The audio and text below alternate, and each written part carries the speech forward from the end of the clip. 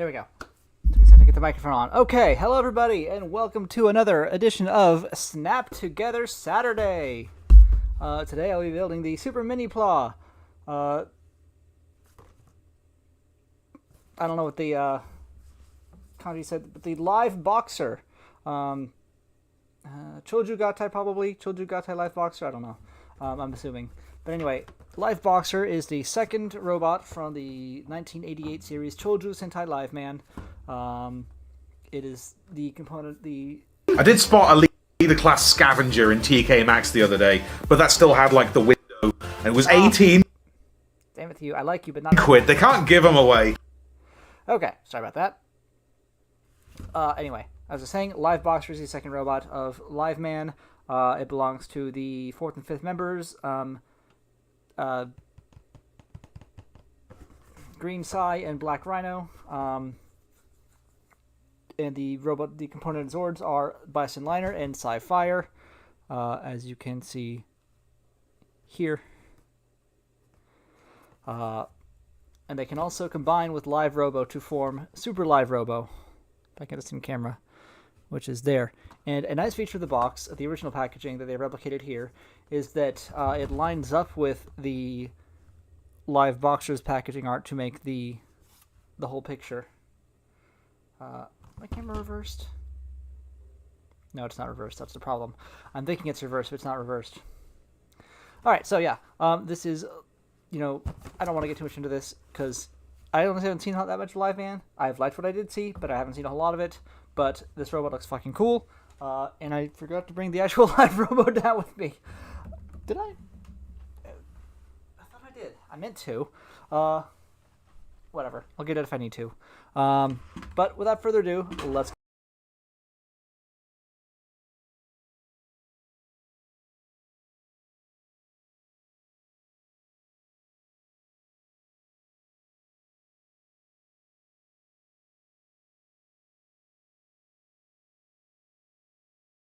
Any day now. I know you know what to use. Cameras. Overhead.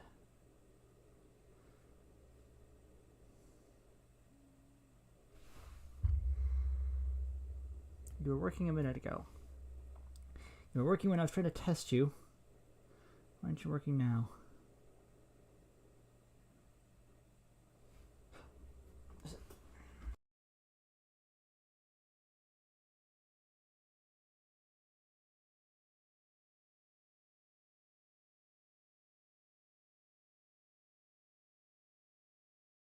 There it goes.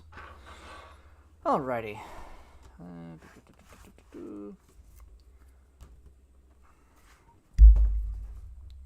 It's a double width of a normal size box because it has to be the same proportions as the Live Robo box component boxes to line up with that to make the box gimmick. Normally, the premium Bandai stuff, which this is what this is, it was a premium Bandai exclusive. The premium Bandai stuff, comes in a singular box. It's just whatever size it needs to be.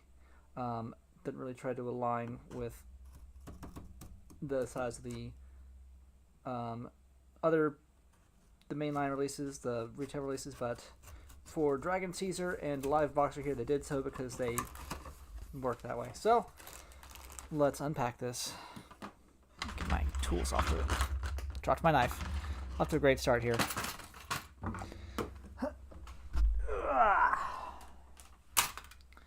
Alright.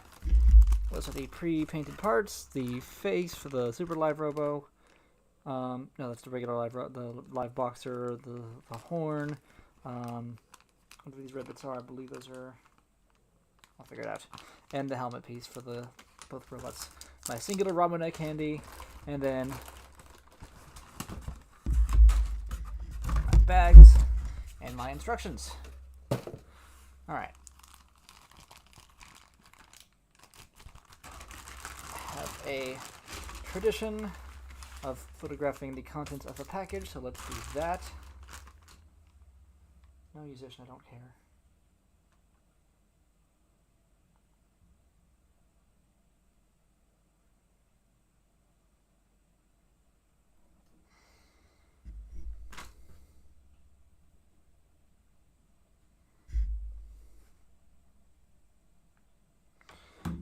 Alright, let's get that opened up.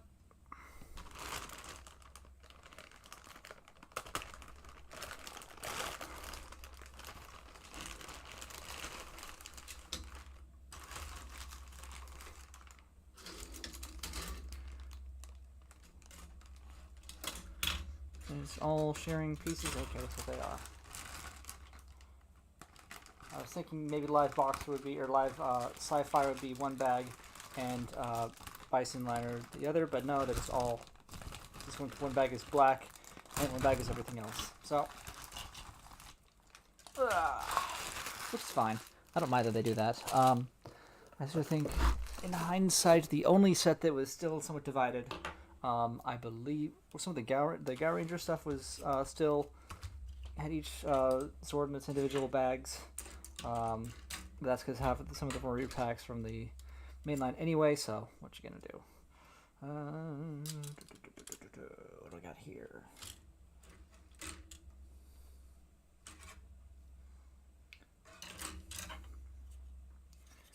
D J. There's A.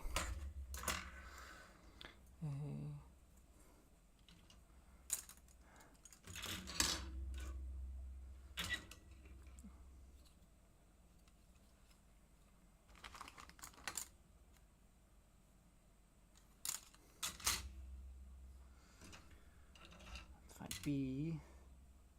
Haven't found the other C. This is K.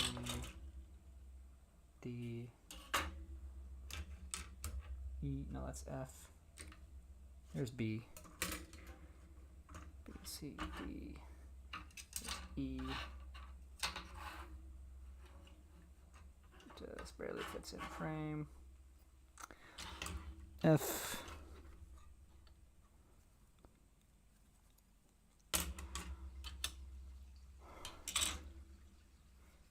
G.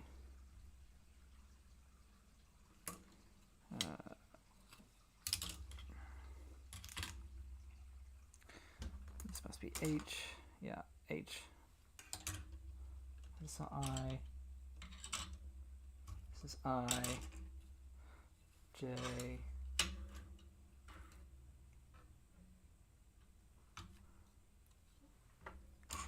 K. I'm gonna need more room here.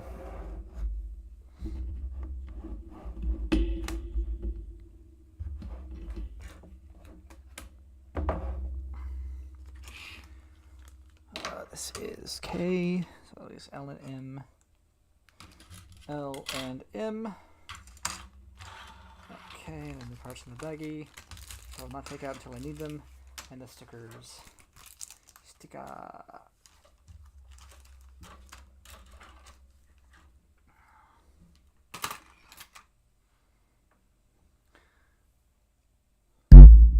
This.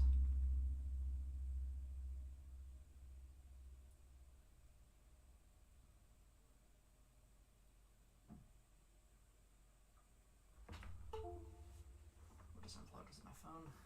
I think it was. I'm using the charge anyway. There we go. Okay, now then, let's dive in.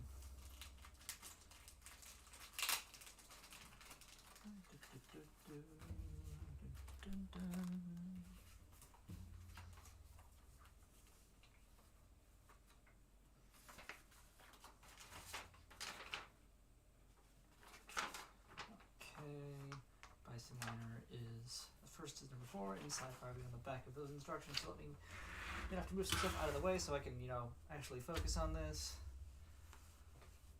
And I need to work, so I apologize for most of the pieces being off camera. Maybe I can.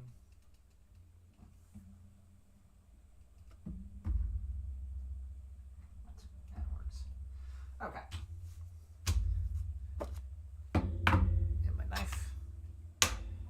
Okay, let's get some entertainment going.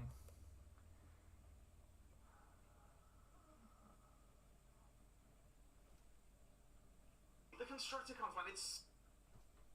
What did he do? He showed up and got horribly killed. Did we ever see him transform. Few characters have done less. Tony Todd, though, at least we heard him speak, because the normal sort of Decepticon vocabulary is like alien nonsense sounds, and then just the noise you make when you get a knife shoved in your neck. Yes, I am watching Q. Oh, I'm being killed! So this is the original 2009 Revenge of the Fallen gifted to me by the lovely Brentosaur way back in 2010, and it ain't good, I'm afraid to say. It's got droopy feet, like they tried to do something, you plonk on the surface and it goes blah. It's a mess. So it was about time for a do-over. We have gorgeous painted artwork, as we tend to for the leader class lads. I think this is the first like Bayverse Studio Series painted one I've seen, because we had like Sludge and Coronation Starscream, but this is I think the first Bayverse one I've seen. I did spot a leader class Scavenger in TK Maxx the other day, but that still had like the window. It was 18 quid. They can't give them away. The Constructicons, man, it's so difficult to find the full set. You may as well not even try. Anyway, oh no. Oh, they packaged him in faceless mode. They really did my boy dirty here. Give me your face. That was the worst, most depressing and disgusting moment of the whole franchise. Come on, mate. Give you back your face. Much better. Actually, much better. That's brilliant. Let's see if we can do this. The way he died, it was wretched, bleeding, like slobbering, defiled, and it didn't feel like a triumph. You know, it felt like brutality. I struggled to get behind. Oh, okay, that was 8 and 6. Okay, that was 8 and 9. Okay. 6, 8, and 1. Watching that. Does that make me a wuss? I just prefer when robots blow up. Sorry. Let's do the backdrop real quick. That is another bit of Egypt. I feel like that's the problem with so many of the Studio Series lads from Revenge of the Fallen, because everything happened here. There was one big scene in the desert and with a 4. ruins, and that's the only time anything happened, apart from Sideways with Demolisher, and then the rest of it, everything else happened in the desert, so all the backdrops look the same. I think most of the Constructicons came with the same one. Still, I suppose that's a kind of good one. You got the pyramids in the back, ruins in the front, and the airstrike. That was anticlimactic, wasn't it? See, there are no clever deaths. They either just shoot everything to pieces or just punch their heads off. Anyway, toys.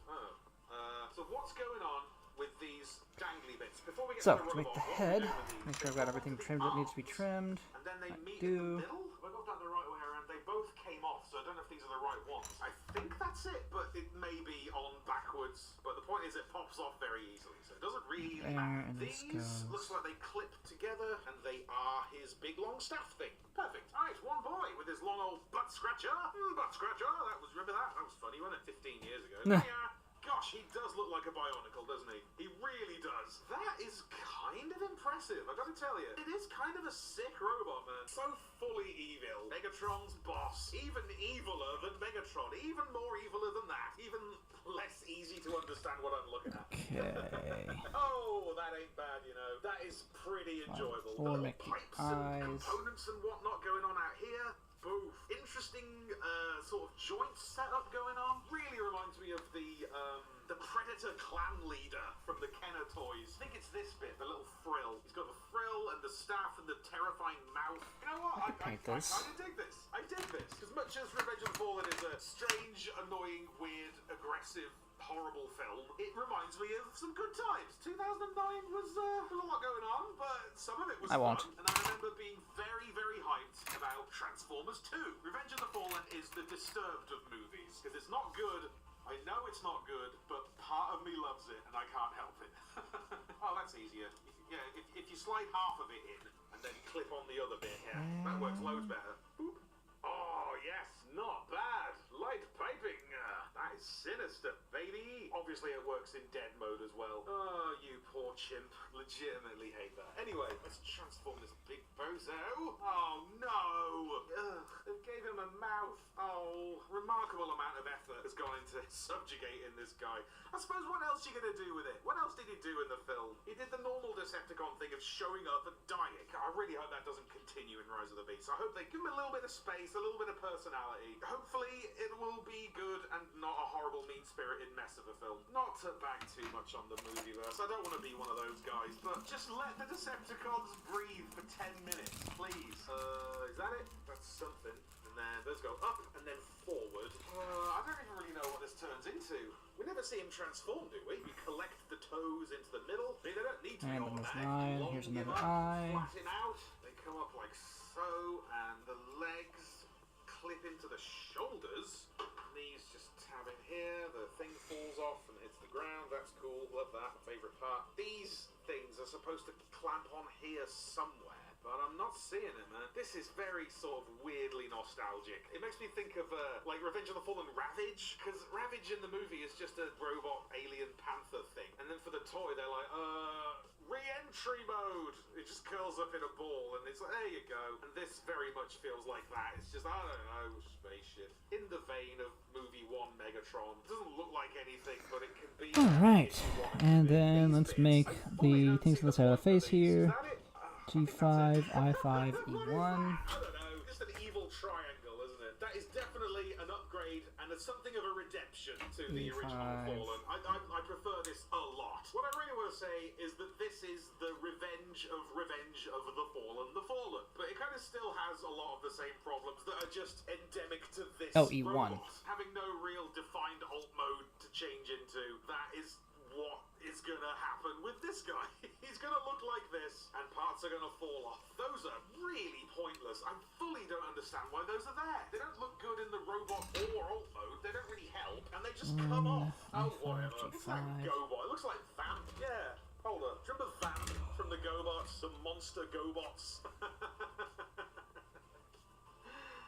That's what I should paint these. The Fallen is simply big bad Vamp. Don't tell me you can't see it. Don't you? Should have thought that before I started this. These you paint. The robot mode's very good. They generally are in the Studio series. Transformations are necessarily overdeveloped. They have to be just because of the nature of the bots they're creating. Yeah, I didn't paint Live Robo, so I can get away with not painting this. It's pretty good. Strong look, and I think that's I'll have to come back for that. Once again, to the folks at Hasbro for letting me check out all the hot stuff. This has been a fun afternoon. This has been Down and Open. I've been Thew. You've been wonderful. Thank you so much for watching, and I'll be back before you know it with more hot, fresh robot action, and even some cheeky, cold, stale, stagnant old robot action. It's all good, right? Please do like and share if you enjoyed this little romp today. Don't forget to get in on the Ironhide giveaway, and most importantly, stay sexy. Oh, absolute scenes. What a state. Cheers so much for watching, everybody. Cheers so much for watching, and thank you to all the patrons who enable me to do this ridiculous thing that I do, along with crazy big shout-outs this particular day to Frost Titan. Thank you so much, mate. I do hope you keep it chill. Toodaloo, baby girl. Be sure to subscribe for more Thew's Awesome Transformers reviews. Limited appeal, keeping it That real. goes there, this goes there. Okay, okay. We have a wheel.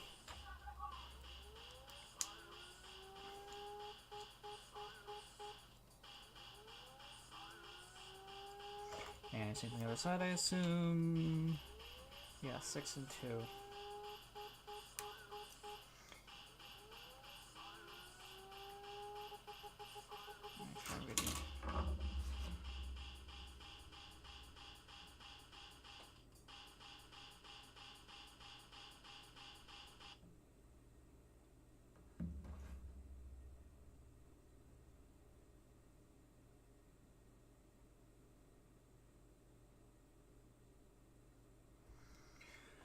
What else can I watch?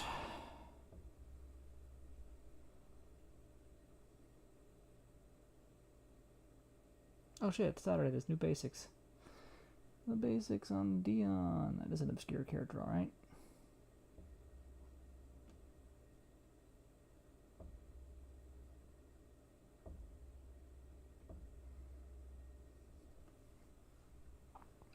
That meets my definition of an obscure character. Ooh, this is hot.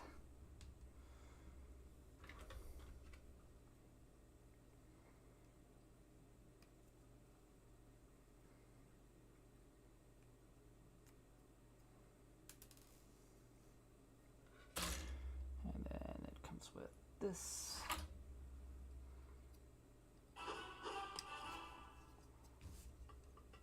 This year's Transformers Legacy toy line gave us a new figure of Orion Pax, the gentle young robot who would become Optimus Prime, which inspired me to make this installment of Obscure Characters Month all about Orion's best friend.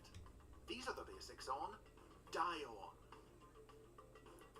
Dion was an original character created by writer David Wise for the Transformers animated series in 1985. Okay. Appearing in the Season 2 episode War Dawn, he was was a banterous young Autobot B2. who transformed into a Cybertronian transport truck. He lived 9 million years ago during the golden age of Cybertron before the outbreak of the Autobot-Decepticon War, and worked alongside Orion Pax and his girlfriend Ariel on the docks, unloading and warehousing energy shipments. The carefree Dion wasn't worried about the possibility of a war on the horizon until the day that Megatron and the Decepticons attacked the docks to steal the energy stored Working there. while I work. And Dion, Welcome, Verdicts. Orion, and Ariel Happy to be gunned down in their assault. background noise. The wounded Orion was brought to the Autobot Okay, stage Alpha A5. Triumph, rebuilt him into Optimus Prime, the first of a new generation of battle-ready robots able to fight back against the Decepticons. It was Wise's intention that both Ariel and Dion had died from their injuries, adding some tragic weight to Optimus's origin story. But after he turned his script in, the show's story editors modified the ending to reveal that Alpha Trion had also rebuilt Ariel into Elita 1, the Autobot resistance leader and romantic interest of Prime's introduced in an earlier episode. Dion's fate, however, wasn't clarified, and Transformers fans love patterns. So, when early fandom came together online in the 1990s, one of the subjects that became most famously debated was if Dion had survived and been rebuilt as well, and if he had been, which of the Autobots he might have become. Ironhide was a common theory, but the most popular suggestion was Ultra Magnus, an Autobot who Prime had called his old friend in the Transformers the movie. Now, for a good while, that's all Dion was, a one-shot bit-part character turned fandom talking point. But as the 21st century began, he started to become something a little bit more, as official Transformers media actually began to allude to the fan theory connecting Dion to Ultra Magnus. In 2001, the Robots in Disguise animated series presented its version of Ultra Magnus as having been created by Alpha Trion, just like Optimus. A few years later, in their 2003 comic book, War and Peace, Dreamwave Productions depicted Ultra This is Magnus as tricky. the leader of I'm trying to avoid using a sticker for this part. security team Dion.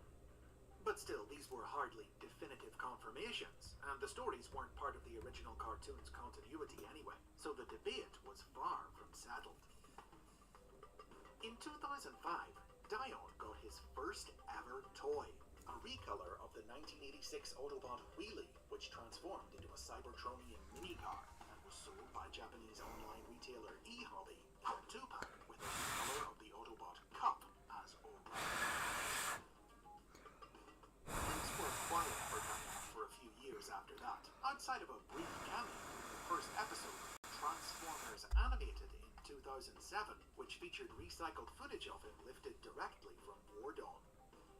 But then, in 2010, it seemed that the long-standing debate around Dion's fate was at last solved when the Transformers Collectors Club released a second toy of him, a recolor of Transformers Universe Hotshot, which transformed into a sports car.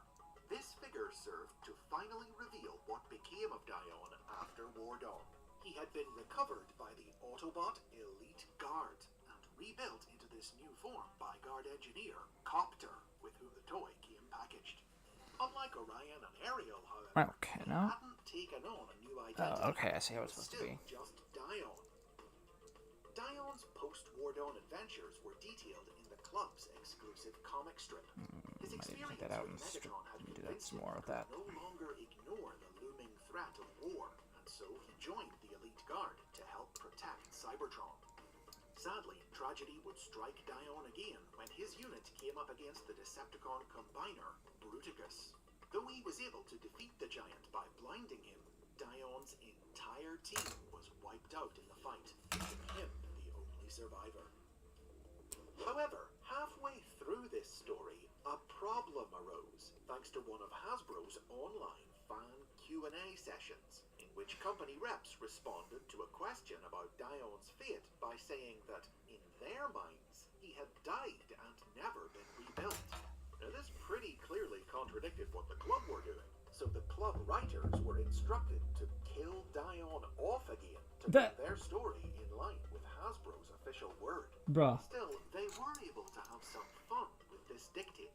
In the 2011 Club comic, as Megatron's forces launched their first major attack on the Autobot city of Iacon, Dion went into battle alongside Optimus Prime and the Oh, that's a tricky part right there. Magnum.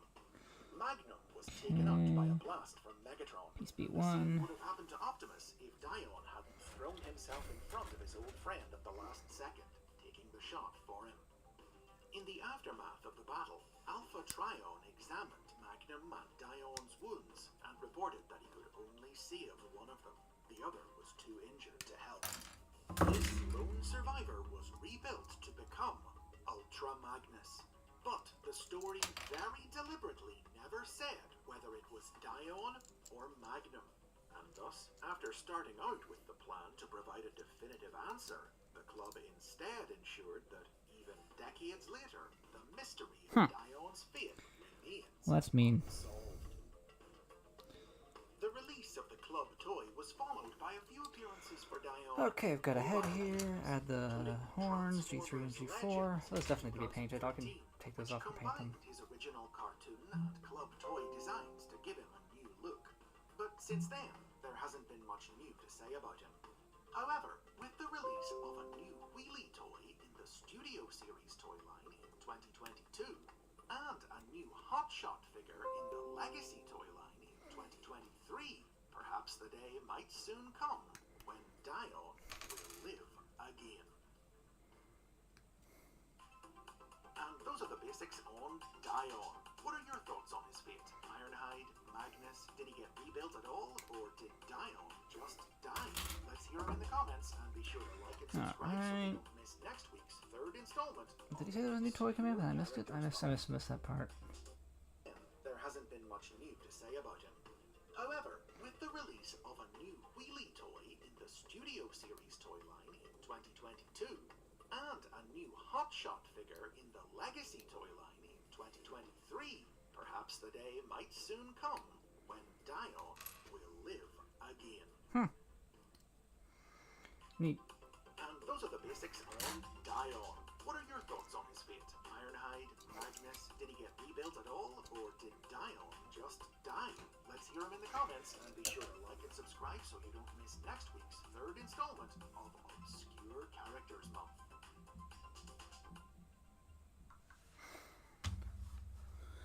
Okay. It's got some complex stuff going on to make the legs here, or the whatever this is. All right. What do I want to watch? What's this? Emma. I like Emma. A couple of months ago, I was set a challenge. Two of my friends said that they'd like to come on a cruise with me, and even though I've been cruising for years, picking a third cruise for somebody else is definitely not H, easy. 9 and 11. Pressure was on. They were trusting me not just with their money, but also with their time. I knew that they wouldn't like a formal cruise line or one with strict dress codes, and I was pretty sure that they would like a newer, more modern cruise ship. Those things alone wouldn't be too difficult, but I also knew that they wanted to cruise from the UK and that we were on a pretty strict budget. When I saw a 6-night MSC cruise advertised for £320 per person, I hoped that this would be the answer. I've had some great experiences with MSC in the past and some that definitely weren't so good.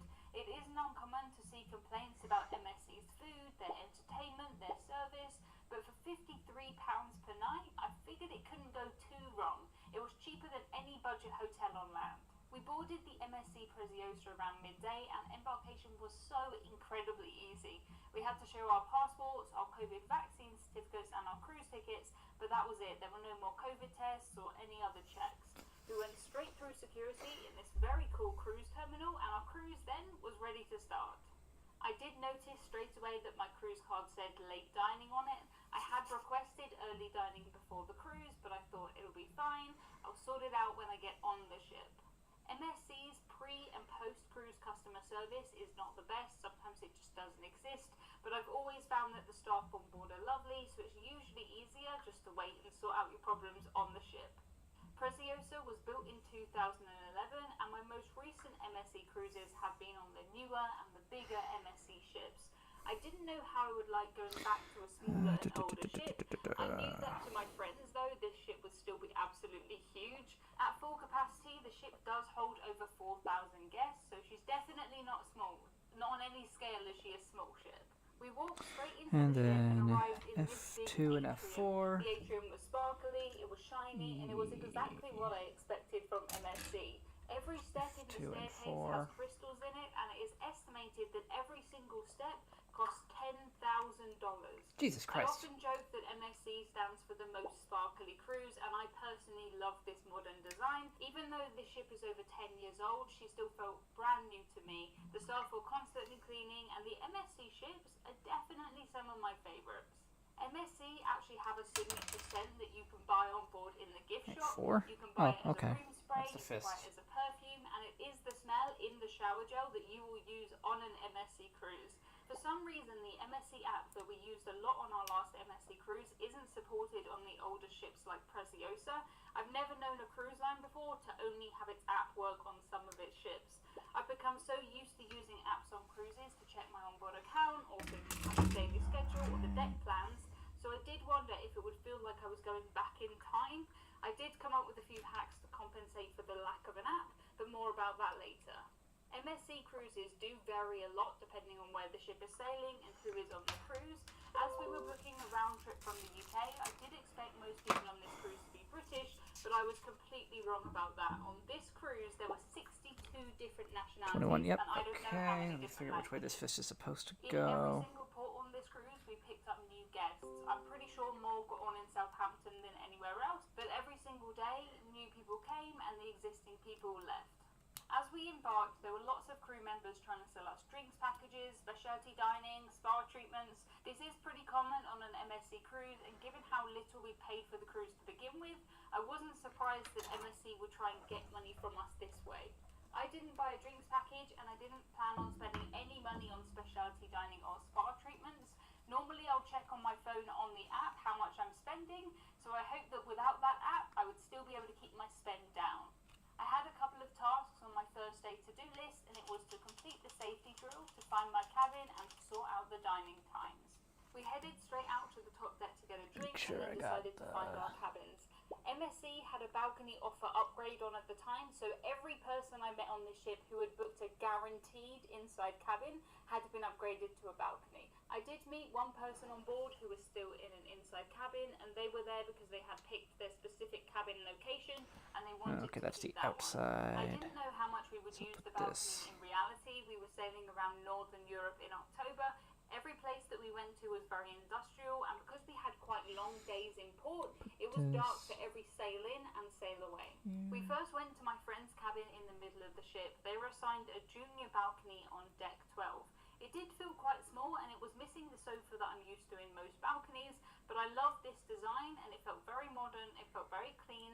It had all of the usual things: a TV, a safe, a fridge, a hairdryer, and of course there is a bathroom.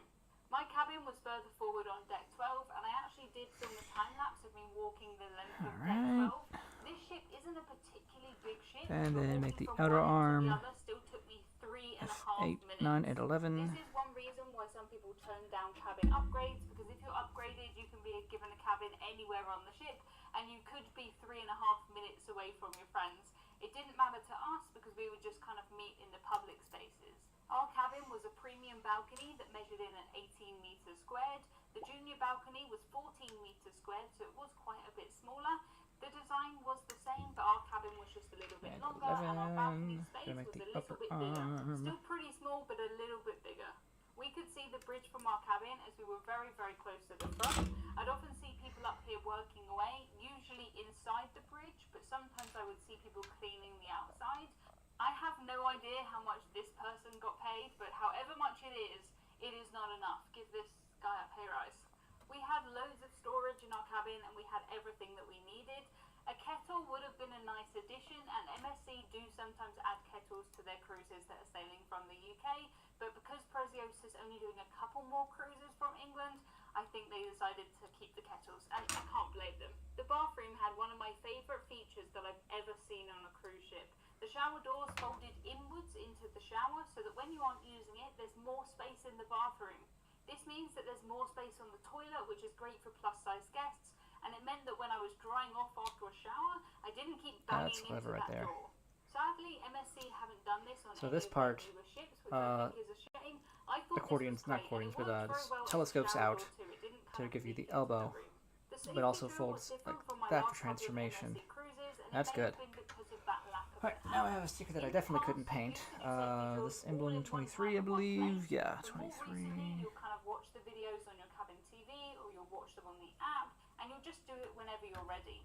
On this cruise, I saw in the daily schedule that the safety drill was at a set time, which I thought was strange, but basically we all just had to watch the same safety videos in our cabins at the same time, and then go to our muster station so that we knew where we would go in an emergency. It was a little odd, but it did get the job done, and I think that a little odd but gets the job done could be MSC's tagline. It describes most things on this cruise. My friends had decided to buy the drinks package, so they sat down to have a drink. I didn't purchase one, and this was the reason why we needed to sort out our dining. When picking our dining before the cruise, the website told us that we couldn't sit together because my friends had a drinks package and I didn't. Because we'd also been assigned the wrong dining time, we decided that we would go to the restaurant Alrighty. after we changed to early dining and to sit together. The staff who were working there were very friendly, they were very polite, they wrote a note of it, and they said that from tomorrow we would change to early dining. We did actually go to late dining on the first night, and something Now I do happened some to me stuff that first here. dining that has not happened Make to me in a years, wheelbase, and it hasn't happened on my D1. last 5 MSC cruises. But more about that when we get to dinner, because before G and that we Bison still had Granite. a show to Okay, go so to. The D1. theatre on board the MSC Preziosa is absolutely huge. There are well over 1,000 seats, and even more modern and bigger cruise ships have theatres that are smaller than this. I really like theatres like this. Every single seat had a great view, and the seats were very, very comfortable. The first show was almost entirely in 7 and 8. Italian, which did take me by surprise. MSC are an Italian cruise line, and there were some Italians on board, but most of the guests were German, French, and British, as that is where we picked up new guests. The cruise director came out at the start of the show, and she spoke in English, Spanish, French, Italian, German, and I think Portuguese. Some people don't like how on MSC cruises everything is done in multiple languages, but it just blows my mind how some people can come out and do that. Even the captain came out and spoke to us in all of these different languages. English definitely was the primary language on board, and it has been on every MSC cruise I've taken. Sometimes the staff would start speaking to us in German, and the blank looks on our faces would tell them pretty quickly that we didn't understand. The singers in the shows were very talented, but I'm quite a visual person, and I like colours and costumes and set design, and this show didn't really have any of that.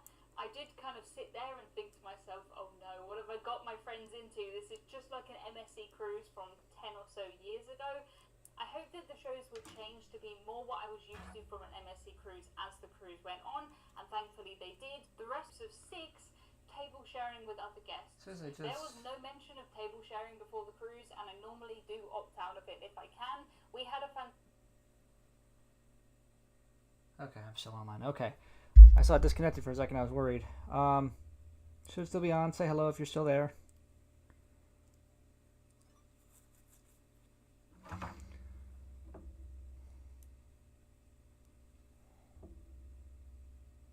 fantastic evening though, and we were so unbelievably lucky with our table mates. Hello to Mark and Sarah if you are watching this. I asked my new friend Mark if he was having a good cruise. This was his first cruise, and he said to me, I'm having a great time, and I haven't even been on board for 24 hours yet. I told Mark that I would put that quote in this video, so here you go, Mark. To say that MSC often receive bad reviews about their food would be putting it lightly. I took my first MSC cruise back in 2012, and my experiences with MSC food have got better with every cruise since. On my last MSC cruise on the MSC Seaview, we had some really great meals, and we never found anything that was wrong with any item of food. That cruise was only at 23% capacity though, so I hope that the food on this cruise will be just as good. My friends do like their food, but they're quite like me in that they don't need it to be particularly fancy. All that we really want is enough options that there's something that we like, portion sizes that are pretty good, and food that is hot. After dinner was the white night in the safari lounge, and I accidentally attended in a red dress. Oops. It wasn't a problem though. I do often wonder before the cruise how the other guests knew what the theme nights were going to be. The cruise lines don't really tell you, and there's certain ones that are normally on certain cruise lines, but not everybody is going to know that. Sometimes I wonder if people just have a 70s costume, or they just always travel with a cowboy costume. I don't, but maybe they do. Our cruise started with a sea day, which I love. It gave me a chance to properly explore the ship, and I did find my first ever cruising duck. I had no idea that cruising ducks were a thing until recently, but basically people buy lots of rubber ducks and they hide them around cruise ships for other guests to find. You can either rehide them or you can keep them, and there are these Facebook groups where you share pictures with you and the ducks. And then that goes there, and then the It hand, seems like the arm a goes seriously here. big thing. Who knew? Because there wasn't an app, each day we would get a paper daily schedule in our cabin, And then that we would folds take a in photo like of that. it on our phones so that we would know what was happening when we were around the ship. MSC definitely don't have a Okay. busier schedule as Royal Caribbean or Norwegian, but they did have things happening around the ship. They had trivia, they had games, they had lots of dance classes. I mostly came on this cruise to spend time with my friends, so I spent a lot Okay, of then time I sitting around sandwich with the that bar drinking in, Pepsi Max, and that suited me and I'll put the other perfectly. leg on It is worth E6. noting that MSC do automatically And add a C7. gratuity or a tip of 15% to every drink if you don't have a drinks package. That's So required. two That's going to Pepsi be Maxes painted. always cost us $6.90. It's in dollars. That's how they do it. I met a lot of lovely people on this cruise, Oh, it's and not this silver. video and all of my videos is not just my review of a cruise, but it's also everybody I met and everybody's opinion. So thank you to these lovely people who were met on Preziosa. On most cruise lines, you'll assign a credit card to your account when you embark, but MSC do it slightly differently. It's that same thing, a little bit odd, but it C7. works. On an MSC cruise, when you get on board, you have to find these little machines within 48 hours, and that is how you assign your card. It's very, very easy, but it's just different from other cruise lines for some reason. I was amazed by how much I like this ship. Having been on the bigger and the newer MSC cruise ships, I kind of assumed that I wouldn't like Preziosa as much, but I think I might actually prefer Preziosa over the newer ships like Virtuosa. Preziosa doesn't have a big street in the middle like Virtuosa, and I did miss the Sky Lounge, but we found a lot of nice areas on board, and every single area that we found was just as sparkly as the last one. It was on our first sea day that my loyalty treats arrived in my room. I have the Look at highest that, loyalty C7. status in MSC, but it's not because I've I earned did, it, yeah. it's because MSC match statuses from other cruise lines. It is Oh, I well see, it's worth the freebies for two-sided. the sake of filling out a form, and now I get free macaroons, free Prosecco, free chocolate, all kinds of things. Also in our room was a little piece of paper that said that we'd been moved to early dining and that we were on a table with our friends. Early dining was 5:45 and late was 8:15. If I'm at home, I tend to have dinner around 5:30, so 8:15 to me felt honestly like a bedtime snack. I do accept that 5:45 is quite early, but by the time you sat down, by the time you've got your food, it's great time to eat. And if you get hungry again, like we did most and evenings, we would go to 18 the and buffet and we 17. would get snacks. I mostly drink peppermint tea, and for some reason MSC do peppermint tea better than any Stream other cruise line. elements. Even Cunard, who King are very well known for Togeth their is now tea. live. I think it's something to do with Streaming the games temperature and of the water. demos. The Snap peppermint Togeth can't really Saturday. change, but it might be Super to do with these Mini-Pla mugs. live boxer. Proper mug. Thank you, Our Restream. main dining room Very dinner nice. was quite nice, and it was quite nice in the British sense of the word quite, not the American sense of the word quite. The food wasn't anything amazing, but it was perfectly okay. It was hot, the portion sizes were good, and my friend Chris did end up having multiple starters and multiple mains as the cruise went on. He didn't mean to, but some sort of communication mix-ups meant that more food would arrive. At one point, Chris thought he was being asked if he wanted another beer, so he said yes, and when another starter arrived, he was a bit confused, but happily ate it, and then had another beer afterwards. The service in the main dining room was always good, and the bread was amazing. At 2 points during this cruise, the waiters put on a little bit of a show for us, one where they all sang, and the second where we were introduced to the crew.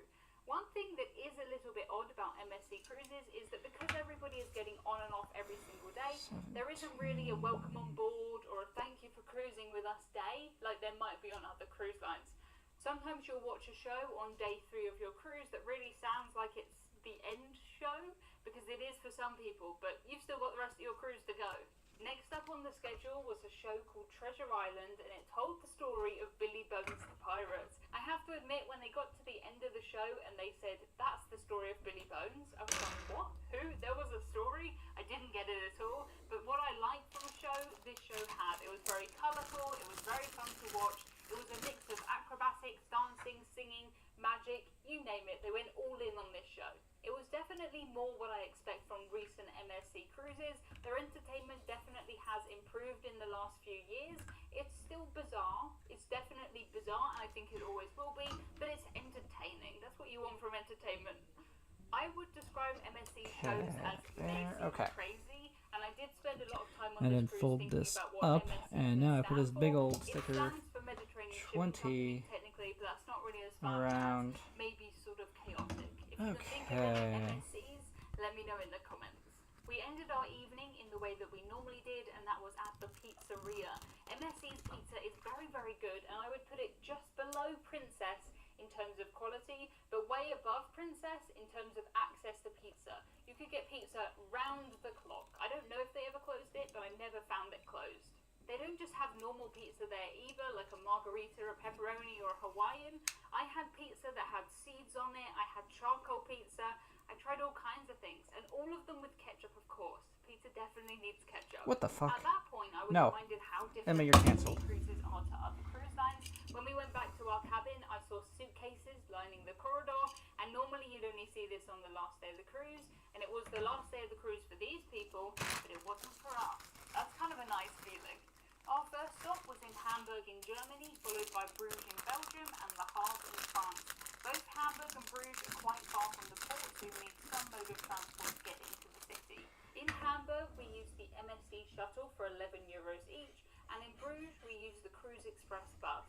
I met up with my lovely friend Morgan from Morgan's Very Unofficial Travel Guides in Hamburg, and he gave us a tour of his hometown. Morgan is an American who now lives in Germany, and he recently took a cruise on Wonder of the Seas, which you can see on his channel. I've just booked a cruise on Symphony of the Seas, so we chatted about the big cruise ships, and we had fantastic weather. Thank you for that, Morgan. Just check below that you are subscribed so that you don't miss my Symphony content. Symphony of the Seas is 60% bigger than the MSC Preziosa, a big ship. Our trip to Hamburg was actually interrupted by a World War II bomb, but more about that later. In Bruges, we bought some Belgian chocolate, we stopped for a drink, we wandered around the beautiful little streets, and I found this horse statue, which did make me laugh. I also ate a chocolate seahorse. Let me know if you would eat the seahorse, the unicorn, the footballer, or the dragon, or all four. There were lots of horses in Bruges, and they all had their blinkers or blinders on, and that leads me nicely into this week's Britishism of the Week.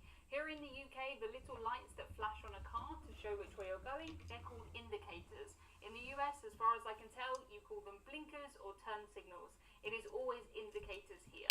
I'm not much of a breakfast person, but I always made sure I had it on the board. Alright, that's a nice big sticker label my there. favorite, but I still can't get my head around the fact that in some places donuts are considered a breakfast food, but when on a cruise, of course, you do eat donuts for breakfast, and I absolutely love it. We found the food in the buffet to be good. There was loads of choice, and the buffet was really spread out, so there was always places to sit. It didn't feel anywhere near as busy as some of the other cruise ships that I've been on, even though this ship was at full capacity. In reality, it was around 82%, but of course, put some stuff in changed here. as more people got on and more people got off. As the cruise went on, I did use my balcony, but mostly just to kind of check what the weather was like before going off for the day. None of the ports that we visited were very picturesque, and it was too chilly to spend too much time on the balcony. Plus, my balcony was very kind of protected, being at the front, so the sun could never really get in. I did love having daylight though, and having the extra space was very helpful. I spent a lot of time on this cruise working around here and from the bed, which was very comfortable. I'm not sure why they put this huge mirror opposite the bed, but who am I to judge on their decisions? It made the room feel very spacious. I bought the Surf and Stream Wi-Fi package, and to be honest, So I guess there's a little bit of a cheat. We're putting the combined pelvis, just sticking it in here, because they didn't have a spot for it. Not the combined, but the main combined robot. Megabytes, and that was when I was in port anyway, so I could use the 4G. My Wi-Fi at home is almost 200 times faster than it was on the cruise, so it worked well for kind of checking my email, working on my website and my social accounts, but I definitely couldn't stream anything. 64% of the cabins on this ship do have balconies, and I definitely wouldn't have paid to upgrade on an itinerary like this. My guess is that most people thought the same. Northern Europe in October, I don't need a balcony, hence why they had this upgrade promotion. MSC's plan, of course, is to sell the cruise cheaply to get as many people on board as possible, and and then to make them spend money on board. I did decide to have a little gamble in the casino, but I only ever gambled $10 per cruise, and on this cruise I actually won $40. I won on this cruise and my last cruise, which is bizarre. I'm sure overall I'm still down, but my luck definitely seems on the up, which is good. The casino was a fair size, but so much smaller than the casino on my last Carnival cruise. On my Carnival cruise, the casino was full at every hour of the day, and on MSC it was so much calmer and it wasn't ever busy. Guests can smoke in the casino, and it really did smell of smoke. It's not something that I normally notice, but it really did smell. The good thing though was because of the location of this casino, you could completely avoid it if you wanted to. On my Carnival cruise, you were constantly walking through the casino, but MSC was kind of tucked away. It was good. There was also a big smoking area right up by the main pool deck and others around the ship. The percentage of people that smoke in Germany and Italy is higher than in the UK and the US, so bigger smoking areas does make sense.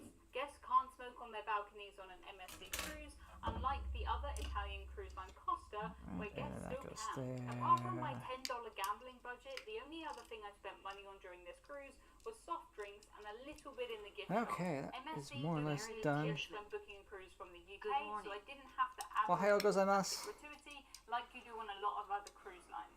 I bought a couple of little squirty squashes to drink in my cabin, so I didn't actually drink a lot of Pepsi. Transformation. And my personal onboard spend came to less than £100. £320 for a 6-night cruise, £100 spent on board. A pound is basically $1 these days, so that's not very much. Aside from the dining room and the buffet, there was one other place where you could eat that was included in the cruise fare.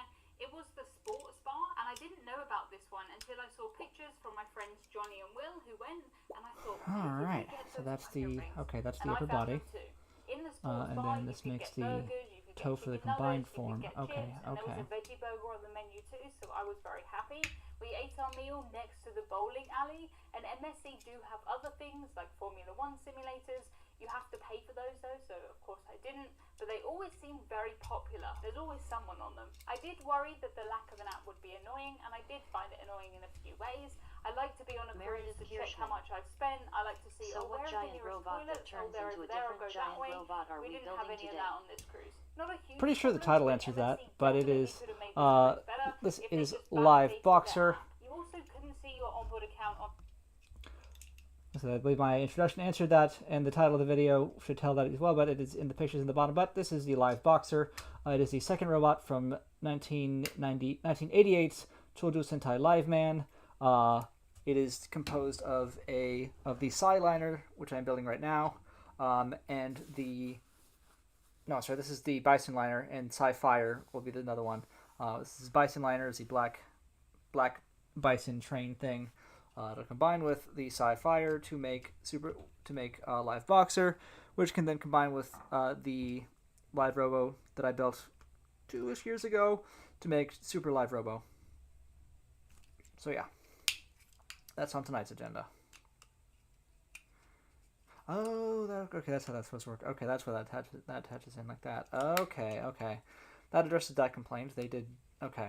So I was just complaining just now that this was seemed awful loose there, but this folds in, and that gives you a nice tab to put this tabs onto, and then that. Okay. All right, I can work with that, and then the pelvis is there. If I can get it out.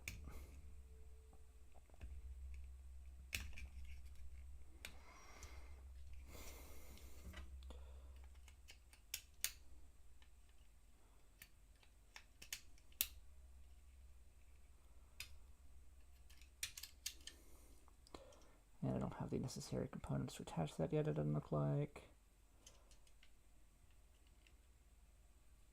Maybe I do. I think that would go right there. Okay. Yeah, because that would go there, and then the legs will attach there. Okay. Making headway. Flip this over. Transform it back. Is this actually supposed to come off anyway? I don't think so. Doesn't seem like it should.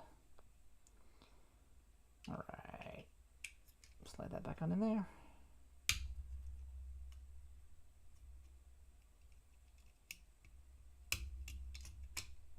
Just a random, while I'm got the mic off.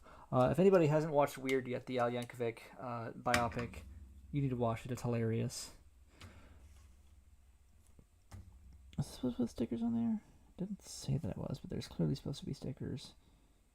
Oh, there they are. Okay, 15, 16, and 22. Okay, I missed them.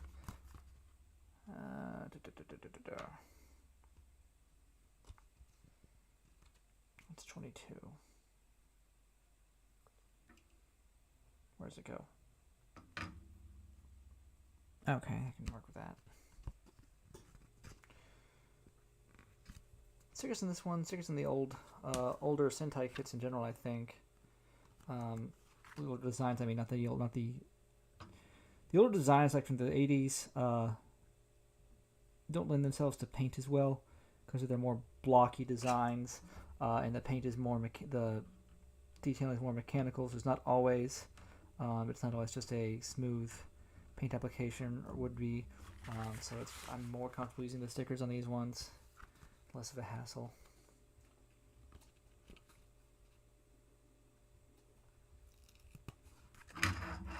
Like, sure, you could definitely go in and paint this, but I'm not that skilled. I don't want to practice now. Meredith Kirschman.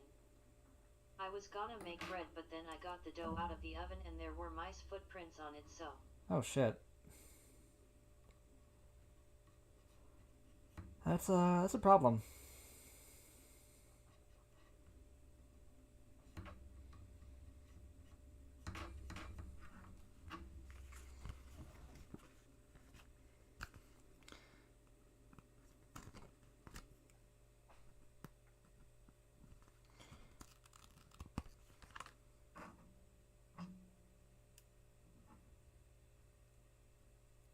This folds. Okay. That folds around the front there. All right. That's a perfect fit.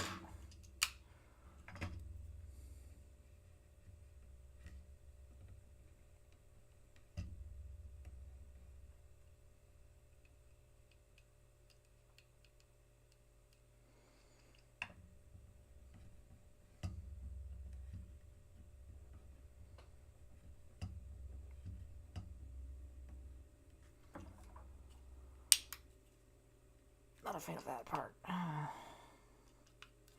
All right. Meredith Kirschman. Spooky has been staring at the oven for like 3 days. This isn't a shock. I just really wanted bread. And now Terminex has to come out. Sorry, buddy. All right, that's one side done. I will stick the head on there for now. That is half of the Bison liner. Put that there.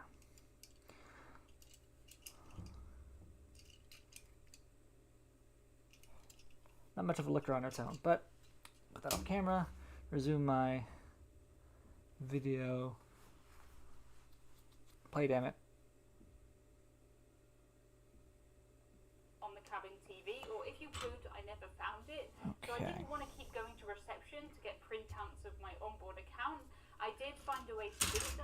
MSC have these machines around, and if you scan your card, it will tell you how much you've spent and where you've spent it.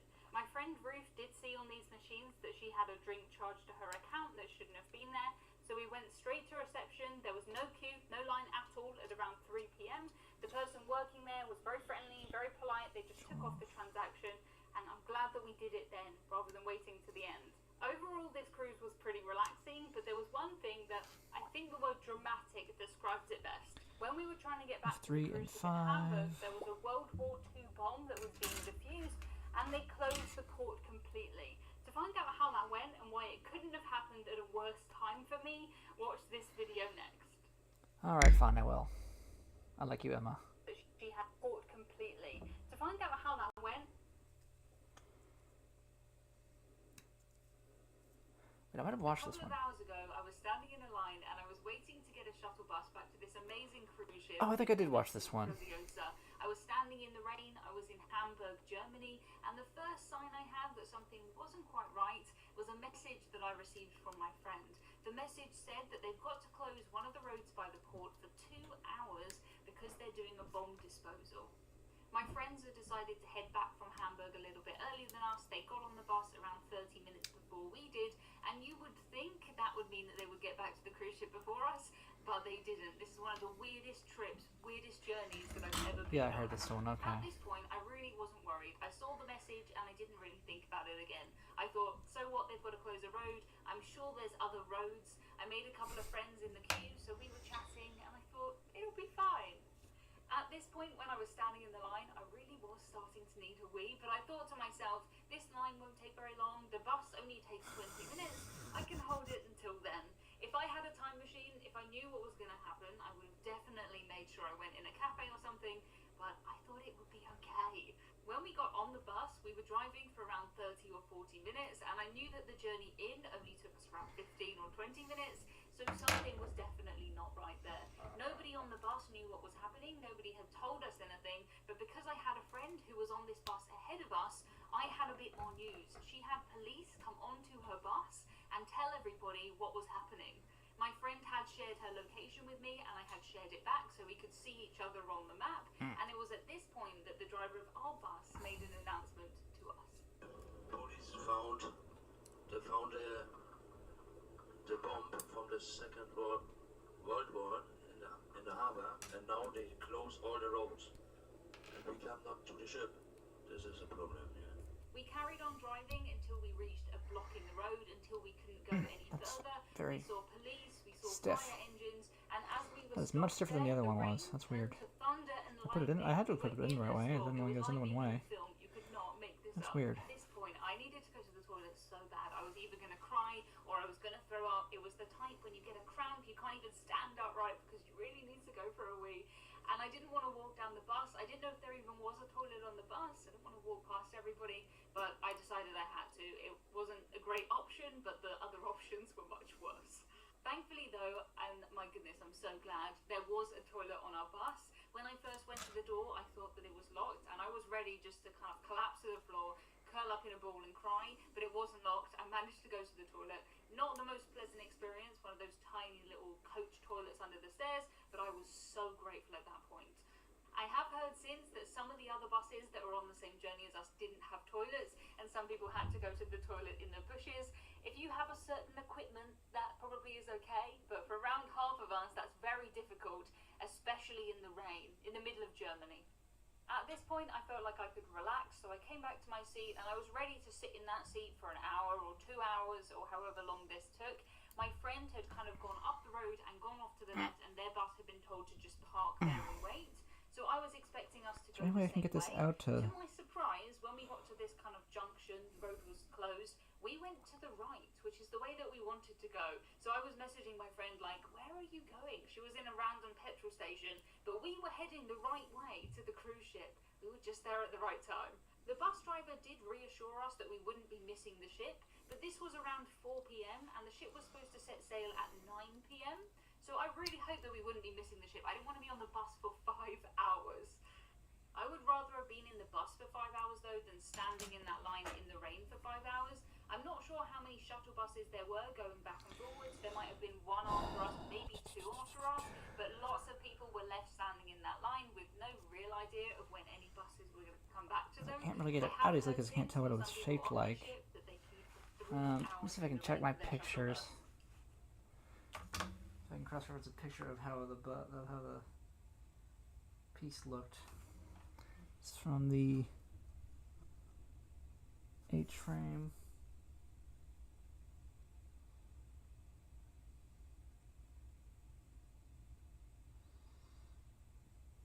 H10. Yeah, so the part that went in.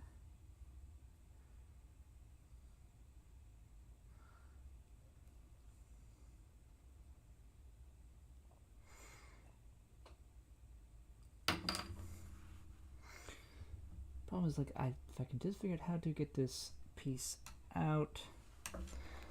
No, flat screwdriver. I might. Hang on. How does it work?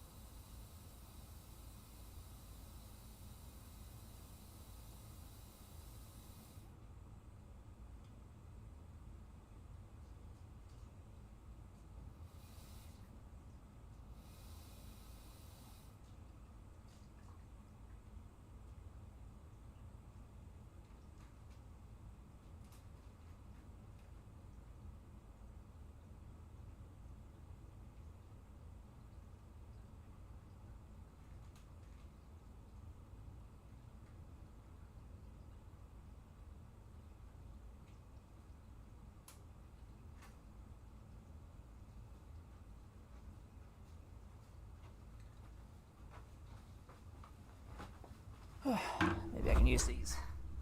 Actually, enough leverage. Pull this out.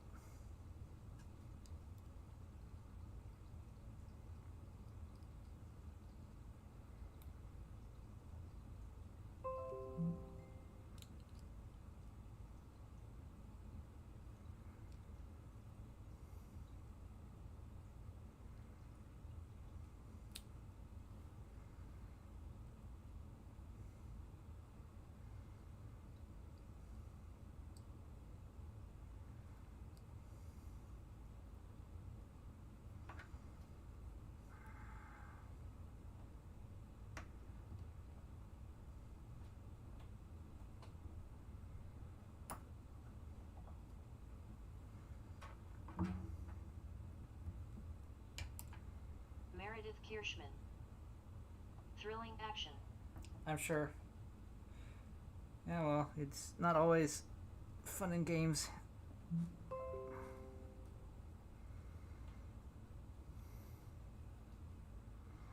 It's getting caught here. Like, I know it's not supposed to be separated once it's put in, but I don't have much of a choice because I need to shave this piece down. So if I can...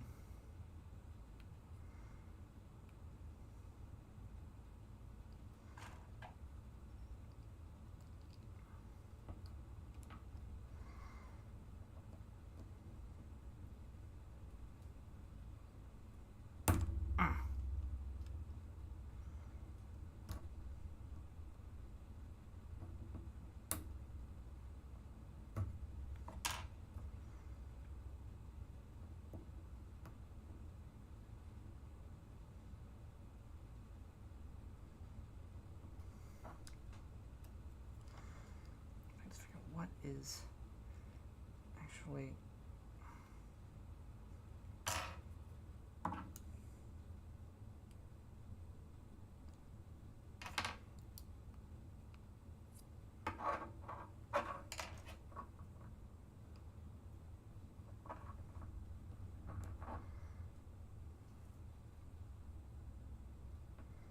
I don't want to break this.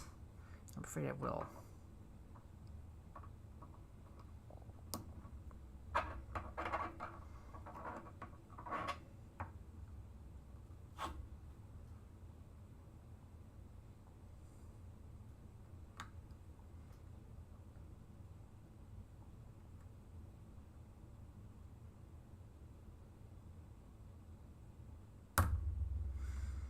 You know what?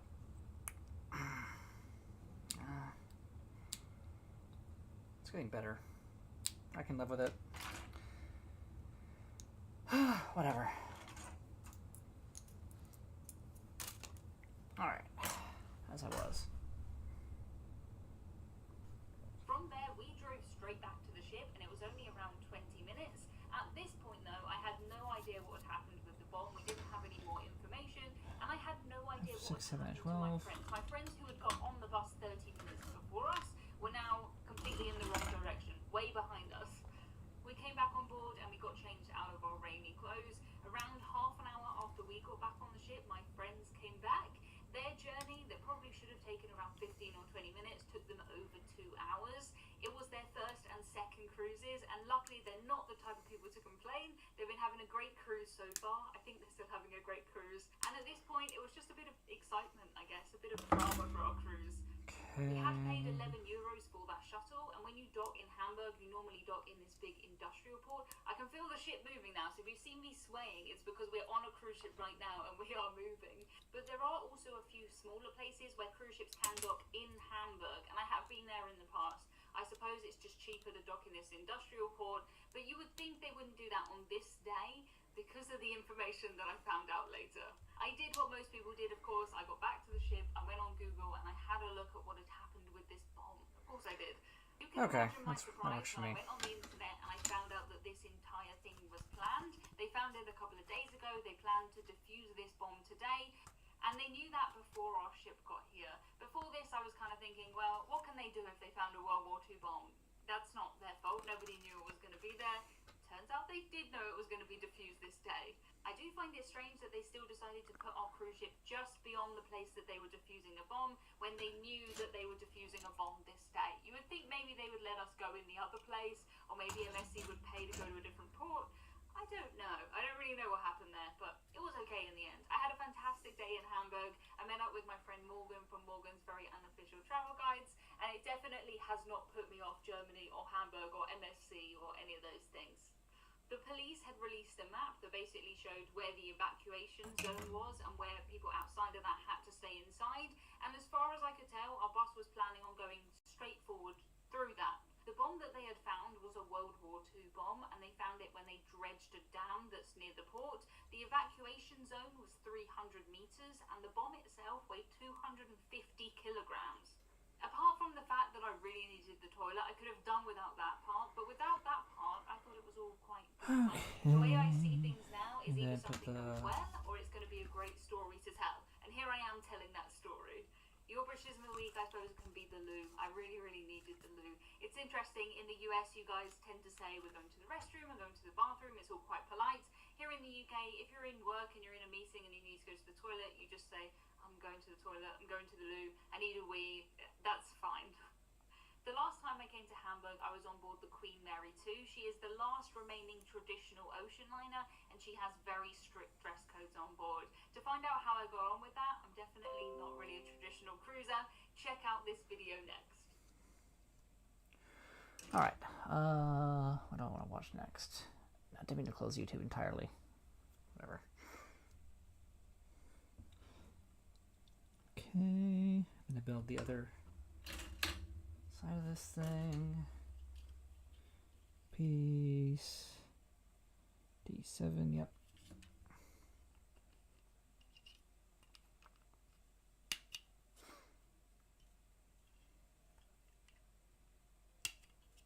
Space Police Policeman. Live Boxer. Yes, indeed. Welcome. Space Police Policeman. For real, he's kinda underrated. I dig it so far. Verdict Scribe. Terminix scheduled for next Friday. Spooky wants to play with his new friends. Space Police Policeman. They make a lot out of a boxy square design. Oh, absolutely. It's a really, you know, it's just not a very conventional shape for Sentai robots, so I'm really digging it. I think that's why it appeals to me so much. It's just, it's large, it's a box, and they made it articulate for the Super Mini-Pla, so that's a bonus. It's just something you don't see. You know, most Sentai robots are just person-shaped, pretty, you know, superhero bodies. I mean, they might be chonkier than a person, but they're still fairly thin. But this one's just chonk, all chonk all the time. 9 and 10, yeah. Sailor Zombie Esther. Spent 10 minutes trying to reset my Twitch password on my phone. Every suggestion was too weak.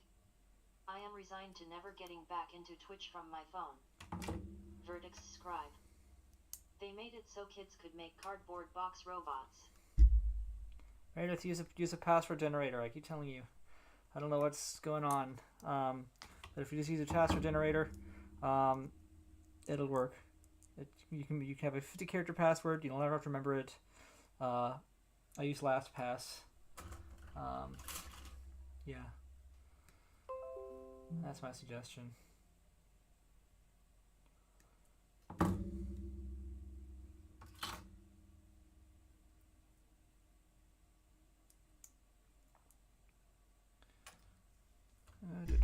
And 10. Oh, I was going to watch that Orville Redenbacher video, wasn't I? Let's do that.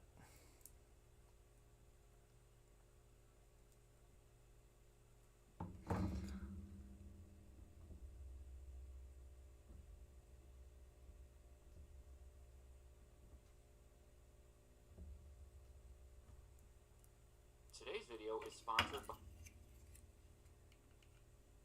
Alright, thank you, SpongeBob.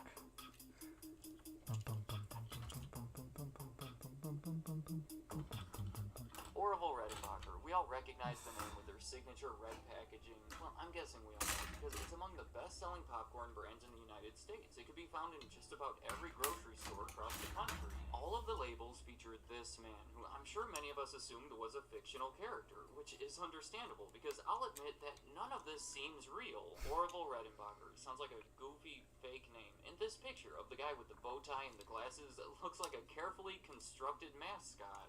The whole thing seems like something that would be made up by a large company's marketing team. Even in the 1980s, he would appear in commercials for the product, and everyone thought that he was an actor hired to play a character. Well, I can assure you that all of this is 100% real. Orville Redenbacher was a real person. That was his real name, that's how he dressed, and not only was he a real person, I think he was an impressive person. Believe it or not, this guy is becoming one of my role models. I'll tell you why in a minute, but a lot of it stems from this slogan that he had. He used to say, do one thing and do it better than anyone.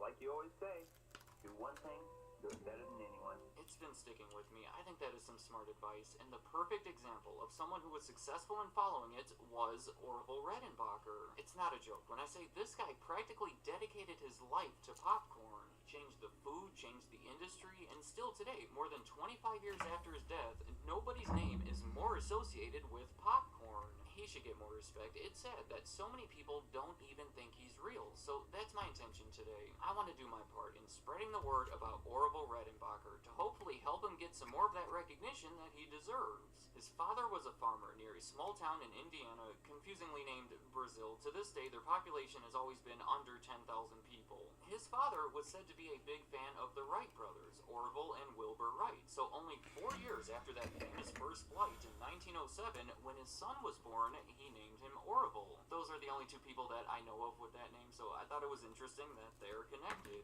Practically since he was born, Orville had been involved in agriculture in some way, doing various chores on his parents' farm, but his involvement in popcorn specifically started when he was only 12 years old. He started a small business by using some of that farmland to grow popcorn, harvest it into these 50-pound sacks, and sell it to different stores in town. He would then save the money he earned and eventually ended up using it to pay for college. He attended Purdue University, where he graduated with a bachelor's degree in agriculture, which was a pretty big deal considering he was the first in his family to even graduate high school. From there, he used that degree to work in various positions related to agriculture. He briefly taught vocational agriculture at high school before becoming an agricultural And agent then for a county in Indiana who would help the farmers in the area during the Great Depression. In 1940, he was hired to manage a 1,200-acre farm for Princeton Mining Company, where he stayed for more than a decade, but I should mention that during all of this, popcorn wasn't his primary focus, but he was always experimenting with it. When I say experimenting, I'm mostly talking about the idea of creating these hybrid seeds. I'll be honest and say that I don't know too much about it, so I'm going to keep this at a high level. It's essentially the practice of selectively breeding different plants together to create something that's, for lack of a better word, better on a genetic level. It can be a long process that Orville Redenbacher had been somewhat passively working on for decades. When he was in college, he would learn from people who specialized in researching hybrid seeds. As a teacher and as an agent, he would work on breeding them during his free time. When he was managing that farm, he was experimenting with it and eventually started using those seeds to grow popcorn for Princeton Mining Company that he sold to supermarkets. It was around that time when Orville had a friend named Charles Bowman. He had graduated from a similar program at Purdue 13 years after Orville and was now also working with hybrid seeds for corn. Well, in 1951, a small seed company called Chester was up for sale, and the two of them took it as their opportunity to run business together, so they bought it. It was only a few years after that when they got really serious about creating the perfect popcorn seed. See, the at-home popcorn market is probably not one that we think about often, but it was really popping in the 1950s. I am sorry for that pun. The reason is that everyone was now eating it as they were watching their new television sets. Popcorn itself had already experienced a big boost in popularity in movie theaters during World War II. Sugar was being rationed, so all the candies that were previously popular at concession stands were unavailable, and popcorn was taking its place. So when TV ownership went from 9% to 87% during the course of the 1950s, popcorn became a popular snack to eat at home as well. Recognizing such a strong market for it out there, they hired a specialist named Carl Hartman to work with Orville in cross-pollinating popcorn seeds. It ended up taking them 6 years and 30. I went to the movie theater, so I've got a different opinion on popcorn.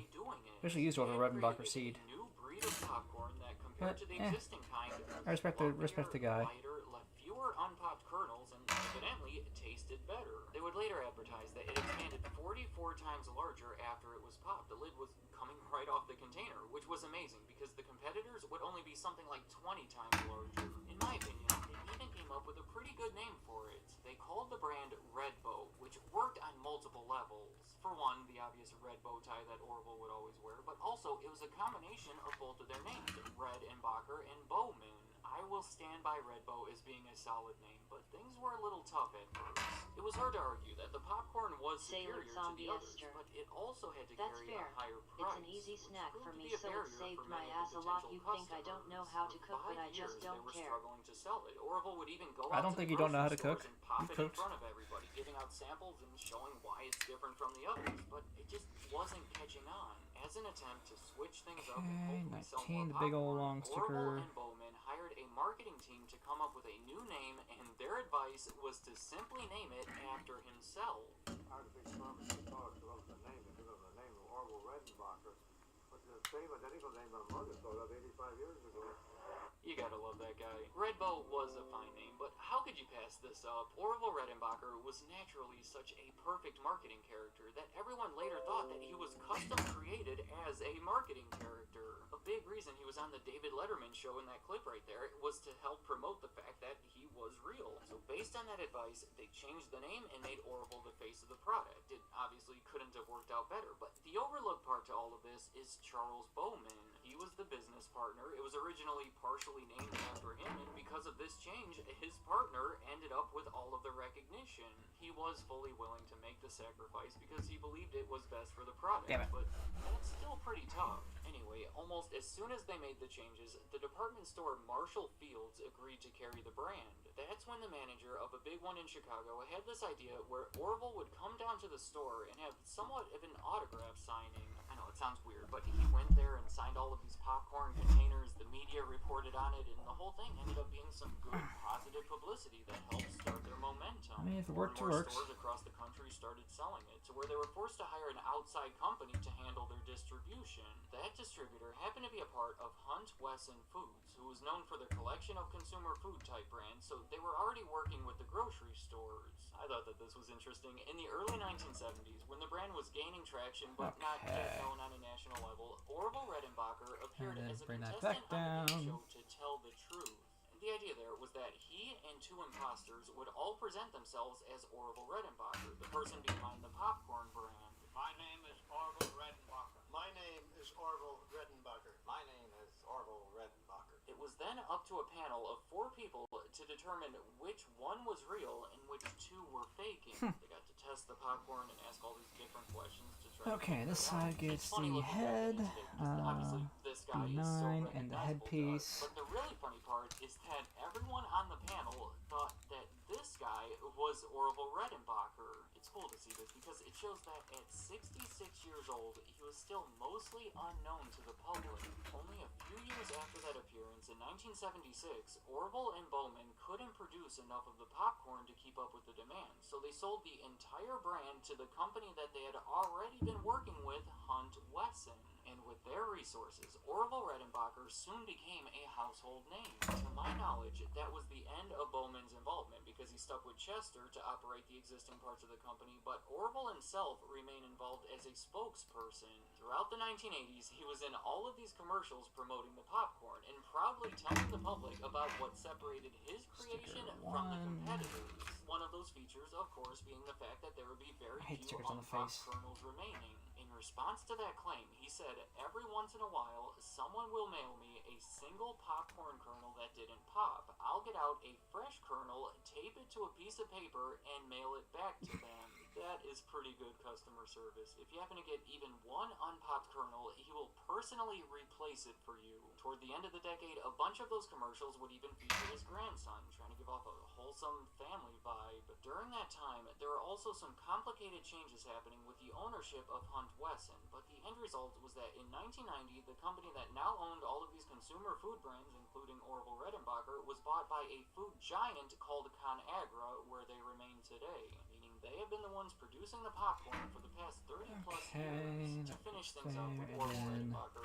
he died in 1999 the age of 88 when he had a heart attack while he was in a hot tub and ultimately drowned. Jesus. Just look at the legacy that he has left behind. I think that we can credit him for revolutionizing the popcorn industry. He not only scientifically improved the quality of it, he also started, popularized, and continued The head to just promote goes what in became there, the but biggest seems to brand to slide on sell anything. it. Just think that popcorn is a popular food, and I can't imagine that anyone else has done more for it than Orville Redenbacher. Oh, Let I me see. know in They the very comments. What do carefully. you think of this guy? Before you And watch that's the clever. video, So they do put you some think that notches this is that you some can kind of slide the, phony because the head just mascot? slides in Because here I can completely for stores. understand They put why. some But notches even on if the you knew he was inside real, did that you gain line any some grooves on the head, so perspective? it's Okay, like so it's not just listen, rattling around in 12 it. That's years clever. after he died, I he applaud did that. make another appearance, where he Okay. talks about his MP3 The player in what has to be one of the weirdest commercials I've ever seen. Would you believe this little baby holds 30 gigs?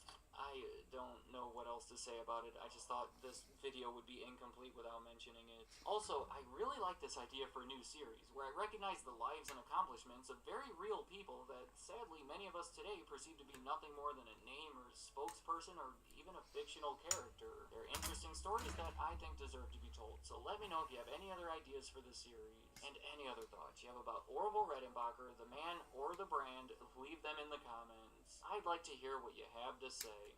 Thank you for watching.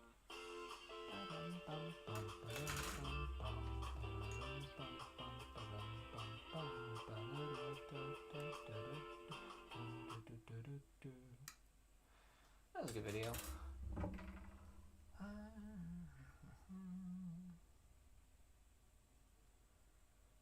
Leading Scammer System 32. Oh, let's watch that.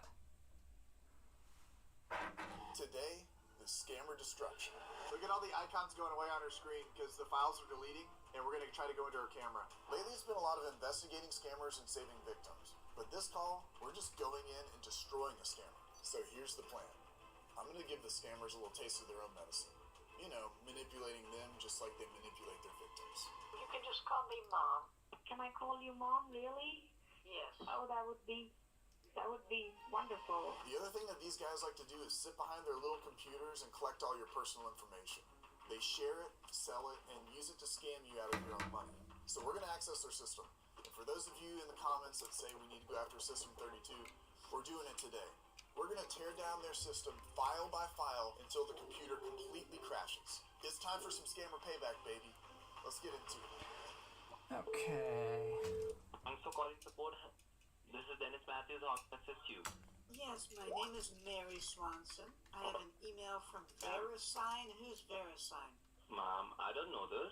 It says, Nordtron Secure powered by VeriSign. Thank you for your renewal service. The account statement for your $369.88. Please Okay, just about done with our Bison ladder here. customer service department if you Make the require thing. assistance. So, ma'am, this charge is made for the content renewal services, not a livestock security program. I understand that it's for $369.88, right? Yes, if you could just call me Mary, that would be nice. All right, Mary.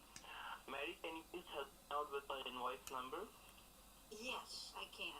All right, ma'am. So just stay on the line. Oh, no, it's Let me go Mary, ahead not- and check this it's for you. Mary. Yes, Mary. Just on the line. Just let me go ahead and check this up for you, okay? Okay. Ma'am, are you there? Mary, are you there? Yes. What the crap? Thank you for the support. This is Kate. How may I help you? Yes, hi, Kate. My name is Mary Swanson. I was just on with a gentleman. I gave him my invoice code. I don't know if you guys were having any load shedding or something, but I had gotten disconnected. I apologize for that, ma'am. So, can you confirm me the amount you have received on the invoice, ma'am? Yes, your name was Kate. Yes, ma'am. Yeah, I'm sorry for asking again. It's $369.88. Okay. So, what cell phone do you own? It's an Android or an iPhone? A Motorola chocolate. Okay. So these orders is being placed by some third party by using your information. Seems like your information is being And that frame is compromised. done. Are you That's why, serious? yes, ma'am. That's why you have been notified through the invoice from the PayPal Okay, server. well, I thought I was going to be getting my money back. Definitely, you will get your Same as full Zombie refund back. Because Okay, well, how do I do it's- that, honey? it's processed. I'm sorry, by the way. This is scammer I am payback. sorry. That's okay. Let me help you out here first and verify your identity. Okay? What you have I mean, to do, no, this is Patrick. You need to follow the steps exactly which I'm guiding you Same on with your Zombie Motorola cell phone. I'm When you sorry, connect your name it is with the Courtney. PayPal here. Yeah. After watching not Marcus. Anyway, I wound up with the Sailor Zombie Esther. Keepigo likes to pretend to be an old lady with voice filters and baits them into lunacy. Yeah, same idea here, definitely. I can't tell if he's using a voice filter or just changing his voice, but yeah, same idea. Like, it sounds like he's just using an old lady voice like this, but anyway, yeah, you're definitely right, same idea. Him and yeah, just like follow a couple of scam baiters.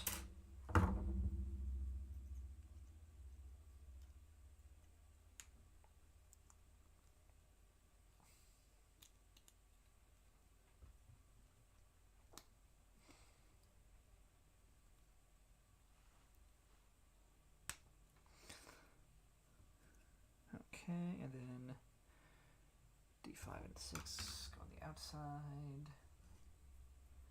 D5 and 6.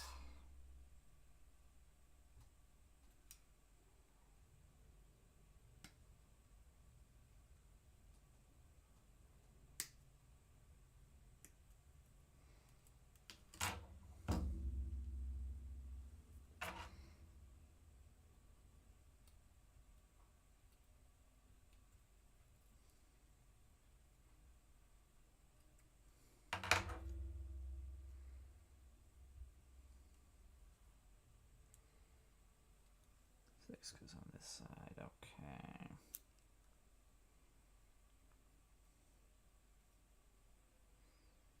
And then 5 goes on this side, then I'll put on the stickers. Your name is Courtney? No, it's Kate Carter. Oh, okay, I'm sorry. Okay, ma'am. Put me on a speakerphone first. Okay, can you hear me now? Yes, I can hear That you. frame's also Okay, done. I'm Ma'am, sorry. you can go back. Please don't be sorry. It's okay. Do you have a tablet or any smartphone? I have a computer. What computer is that? It's a Hewlett Packard. I got it. Okay, Okay. ma'am.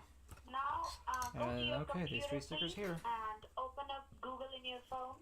Courtney, I'm sorry, but I don't have a Courtney. I don't have a browser on my phone. I have a Hewlett Packard No, desktop. go to your, yes, that's what I'm saying. Go to your Hewlett Packard desktop computer and Oh, turn it on. okay. I'm sorry. My son used It's to tell all me right. I was an idiot all the time. Please don't say bad words about yourself. It's just you're not computer savvy, and that's why I'm sitting here to help you out. Correct. Okay, so I have my desktop. You want me to push the button Desktop. on? Yes, ma'am. Push the button on and turn on your computer. Oh, this thing just sparked my finger a little bit because I wear fuzzy socks around the house. So I guessed that maybe some type of electrical charge was in my finger. You're so funny, Maddie. Oh, thank you. Connecting to computer. So the scammer gets me to download AnyDesk, which is a remote access tool, and typically they can go in and see the victim's computer and do anything that they want. Now, little did they realize that they were connecting with me and being on my virtual playground where I make the rules and they don't. Okay, you can't see Whenever my you screen. do anything, Okay. I cannot. I can So see whenever you yours. do anything important, Just kidding. What if I could see your screen? You know, that would be crazy. It would honestly be crazy. Once we reverse the connection to the scammer's computer, just like we've done here, we'll try to download files from their system. Things like information on the scammers that we can expose, or even information on past and current victims that we can help. Here here we find a music file that is being played on the scammer's computer called Kuda Jane, which means God only knows. Once we have the information that I want, we're going to use it against the scammer and try to scare him.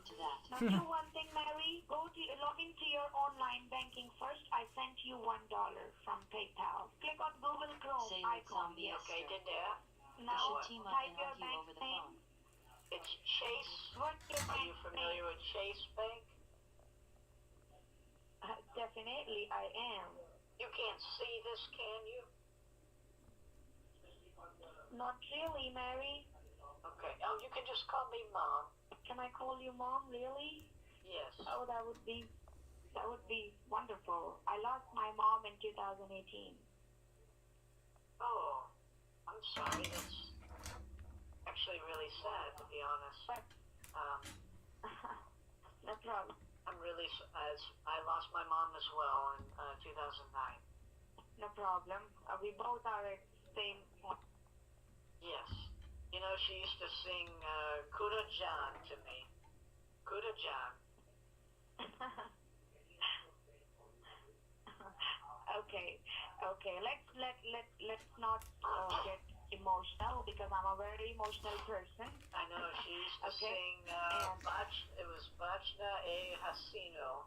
That was the song she would sing to me.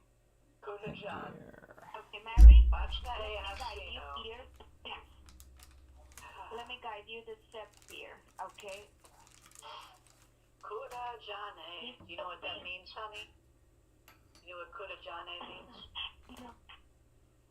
It means No, God not knows. really. It means God knows.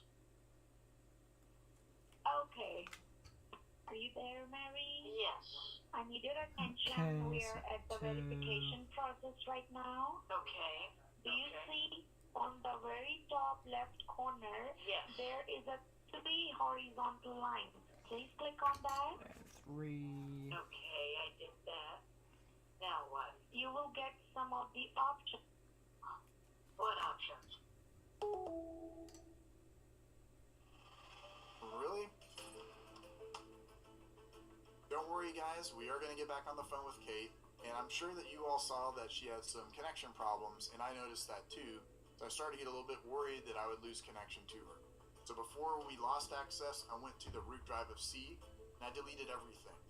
Now with the correct rights and privileges, hopefully that's got System 32 in there, which would render her system completely useless. She can go and resort to backups and re-imaging the system in Windows and all that, but even if for a day we stopped her, it's a win, so she's not scamming anybody.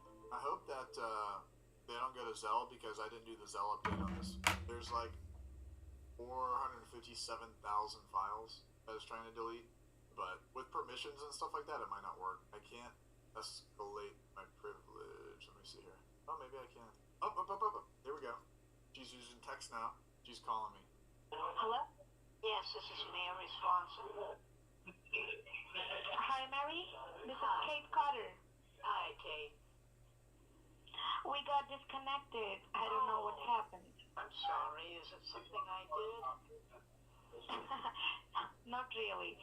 Okay, now start typing in there. Chase.com, right? Yes. Do you see some options? It says Quick Pay with Zelle. Click on that. It says Quick Pay with Pay Zelle. with Zelle? What is Yes. Zelle? What is that? Zelle is the server app of PayPal that we use for verifying customer identity. So click on it. Interesting All right, design. one second. Yeah. Look at all of her icons going away. Liveboxer is Look a at all the very, as I was commenting before, Liveboxer is a very chunky robot, and I like that about it. How's it supposed to go? Where's it supposed to attach to? I can't really tell. I guess it's just in there with friction? Okay. How much to keep it on there?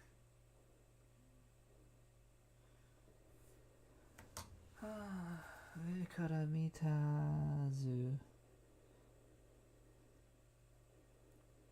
Upper view, view from above.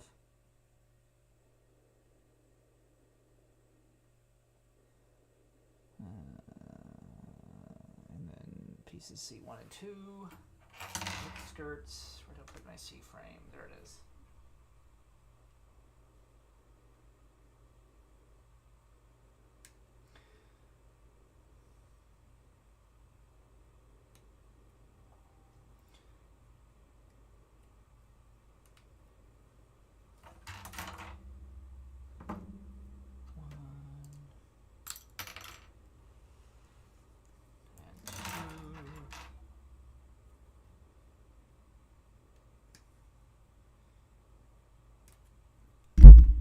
That closer to me, but yeah, it's a very chunky design.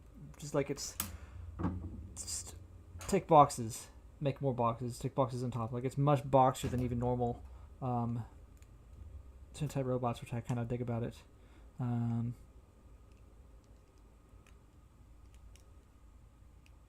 Get in there. There we go. Okay, and then it wants me to put stickers 8 and 11 on here, which I figured.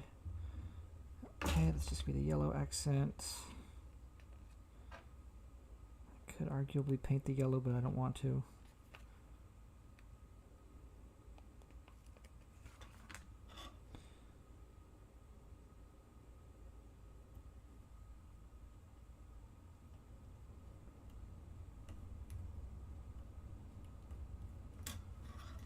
Okay, and the other side.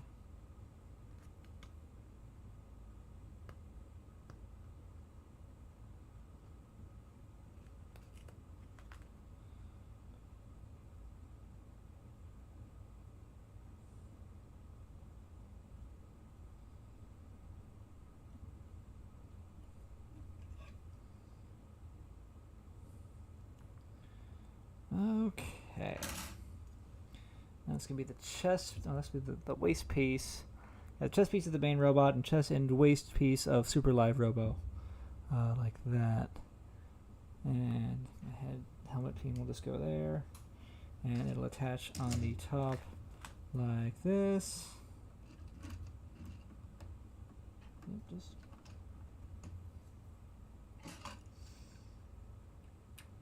there we go.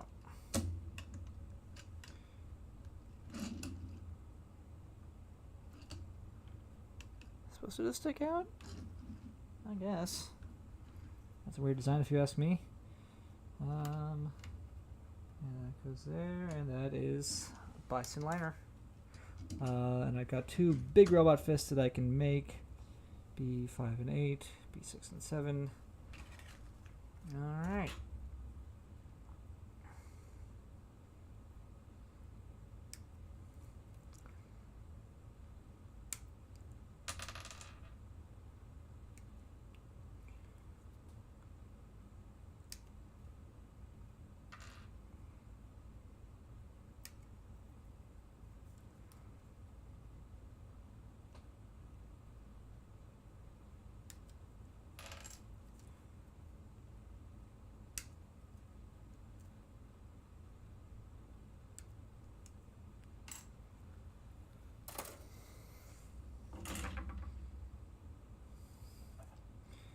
Okay. That goes there, that goes there.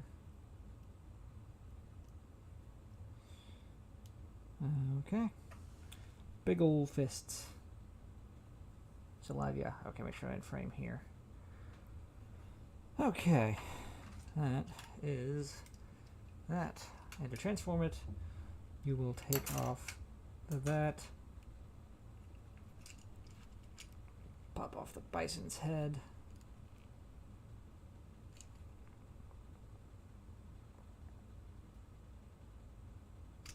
Put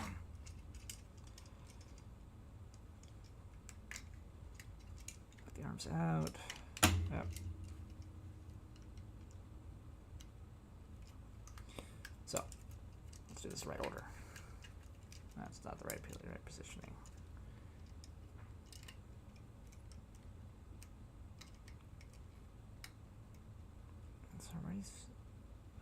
No, it's just white. Okay. All right. So first, you're gonna flip these wheels. These rear. You pop off the head. You flip the rear wheels in. Pop those out. fold this over. And then this is the front. Now you've got your arms.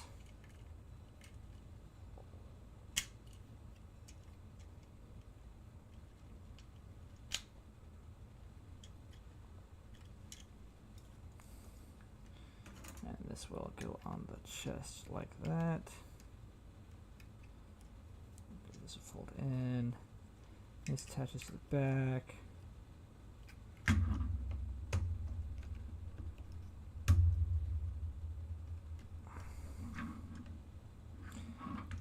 And the head that I forgot to take out. That's right, I split it apart to get the head out. That's my fault. And the waist.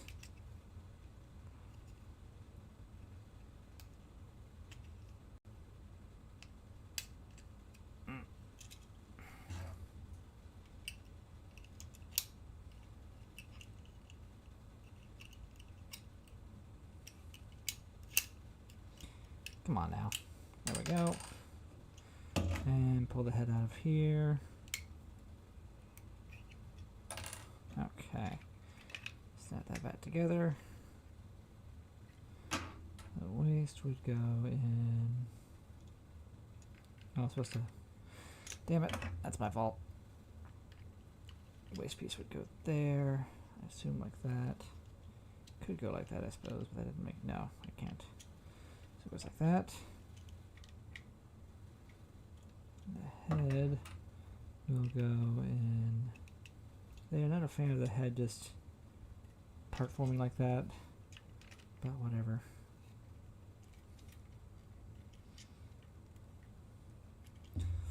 Okay. And then the gear goes over like that. Pops the chest piece and the helmet.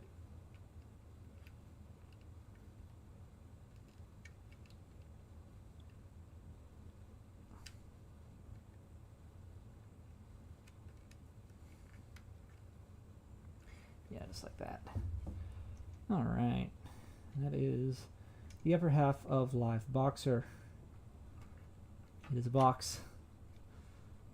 Head turns left and right. No up and down. Chest piece doesn't do much. Is it attached to anything? No, not really. Nothing that isn't already attached to. Okay. We're halfway there. Let's undo all that.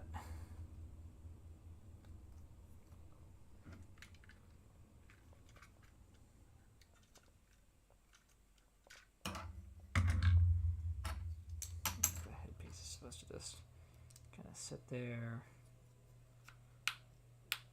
Pop that out. Pop those out. Split it in half again. The head goes in this side.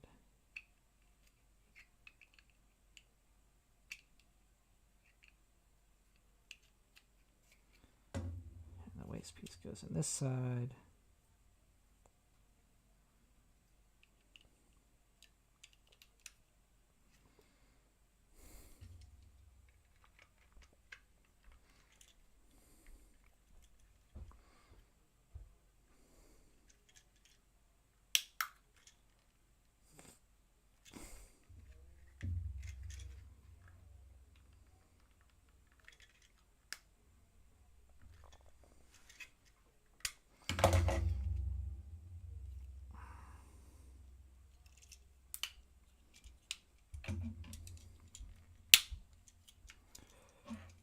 Not a fan of that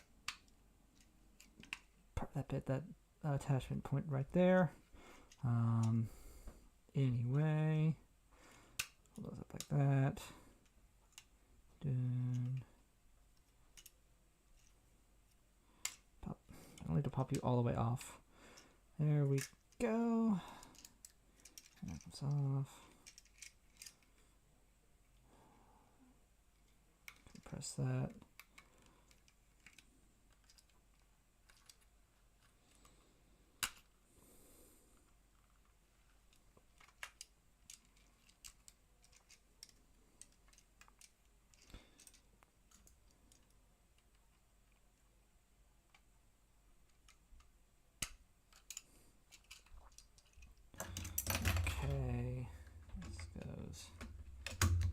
there. There. Okay. All right. So Bison liner is done. Giant hands off to the side. Let's reorganize a little bit here, and I will move on to part B. Sly fire.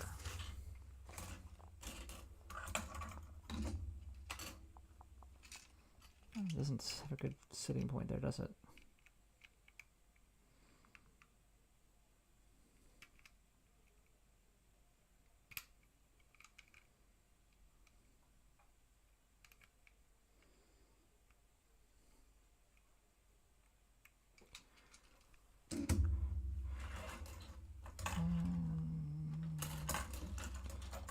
GH.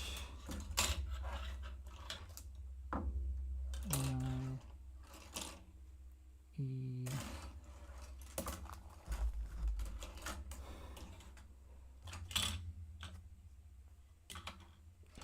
A. E. G. H. I. J. K. L.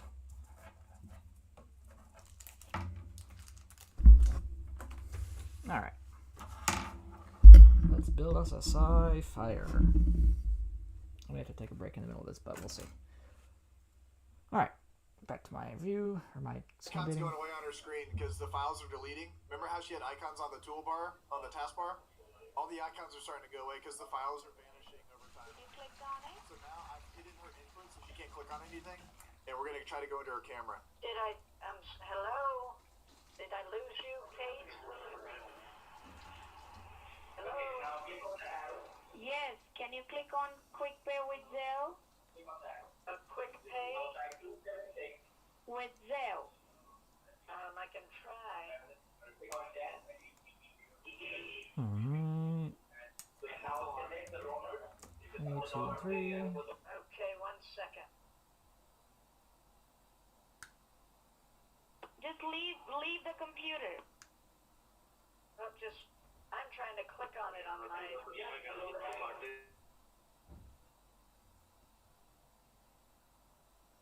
Hello? Hello? Hello? Dang, they gave up. I'm going to call them back. I'm going to call them back and play the song. This is the song that they had, that she had downloaded. I'm going to call her back. I'm going to call them back. So I called them back, and just like every scammer that's been owned, they pretend like Kate's not there, or else I've called the wrong number. My name is James. How can I help you today? Hi, James. I'm actually looking for Kate. Is Kate still there? Sure, I'm speaking now. I know that, nah. But, like, I'd like to speak with Kate, nah. This is Kate. You're not Kate. I'd like to speak with Kate, nah. Jolly Caro. Nah. Now, I'll have to call them again sometime, but I'm pretty sure Kate probably has taken the day off, just like her computer. This has been Pro with Scammer Payback, saying don't get scammed. How many people are going to tell us that's the wrong spelling? It's a toss-up. Is it going to be people like, well, did you really delete System 32? Or is it going to be, that's the wrong there? That makes me so happy.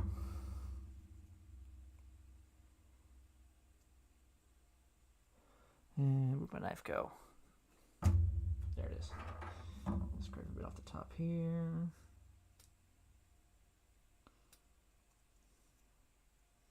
A little bit of excess.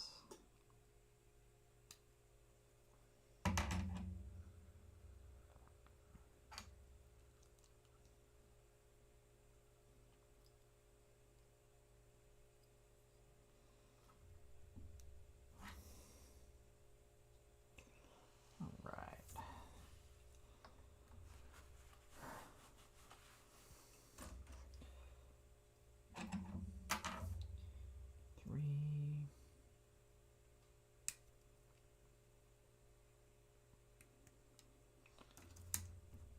G11.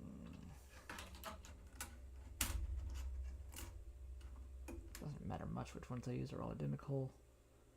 But you can go down the list.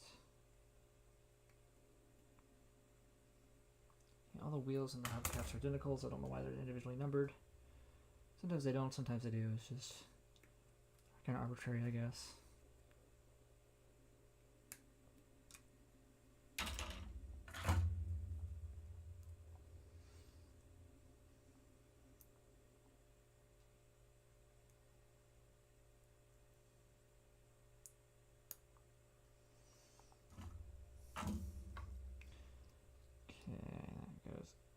There. And same thing other side. Snip that out, and that'll complete the E frame.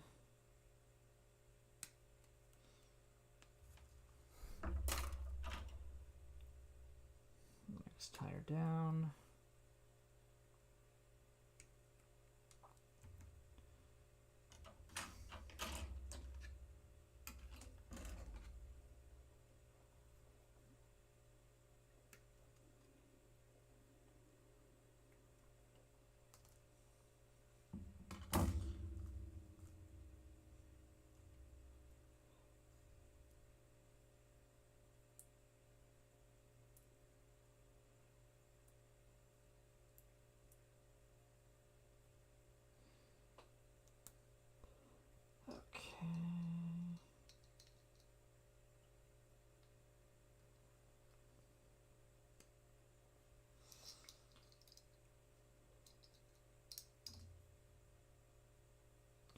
Alright, what else can I watch?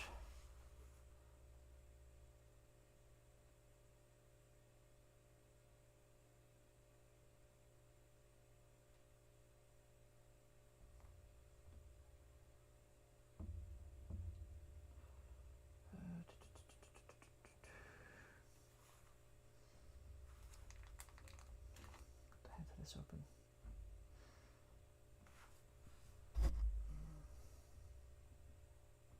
Hey, I need you to refill the men's shirts because I don't like how they look over there. No. Whatever that was, no. I'll do that later. Kingdom Hearts in 2022, sure, how'd that go for you?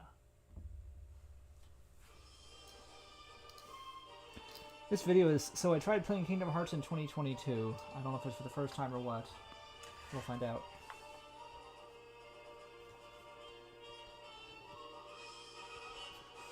Shit, hang on.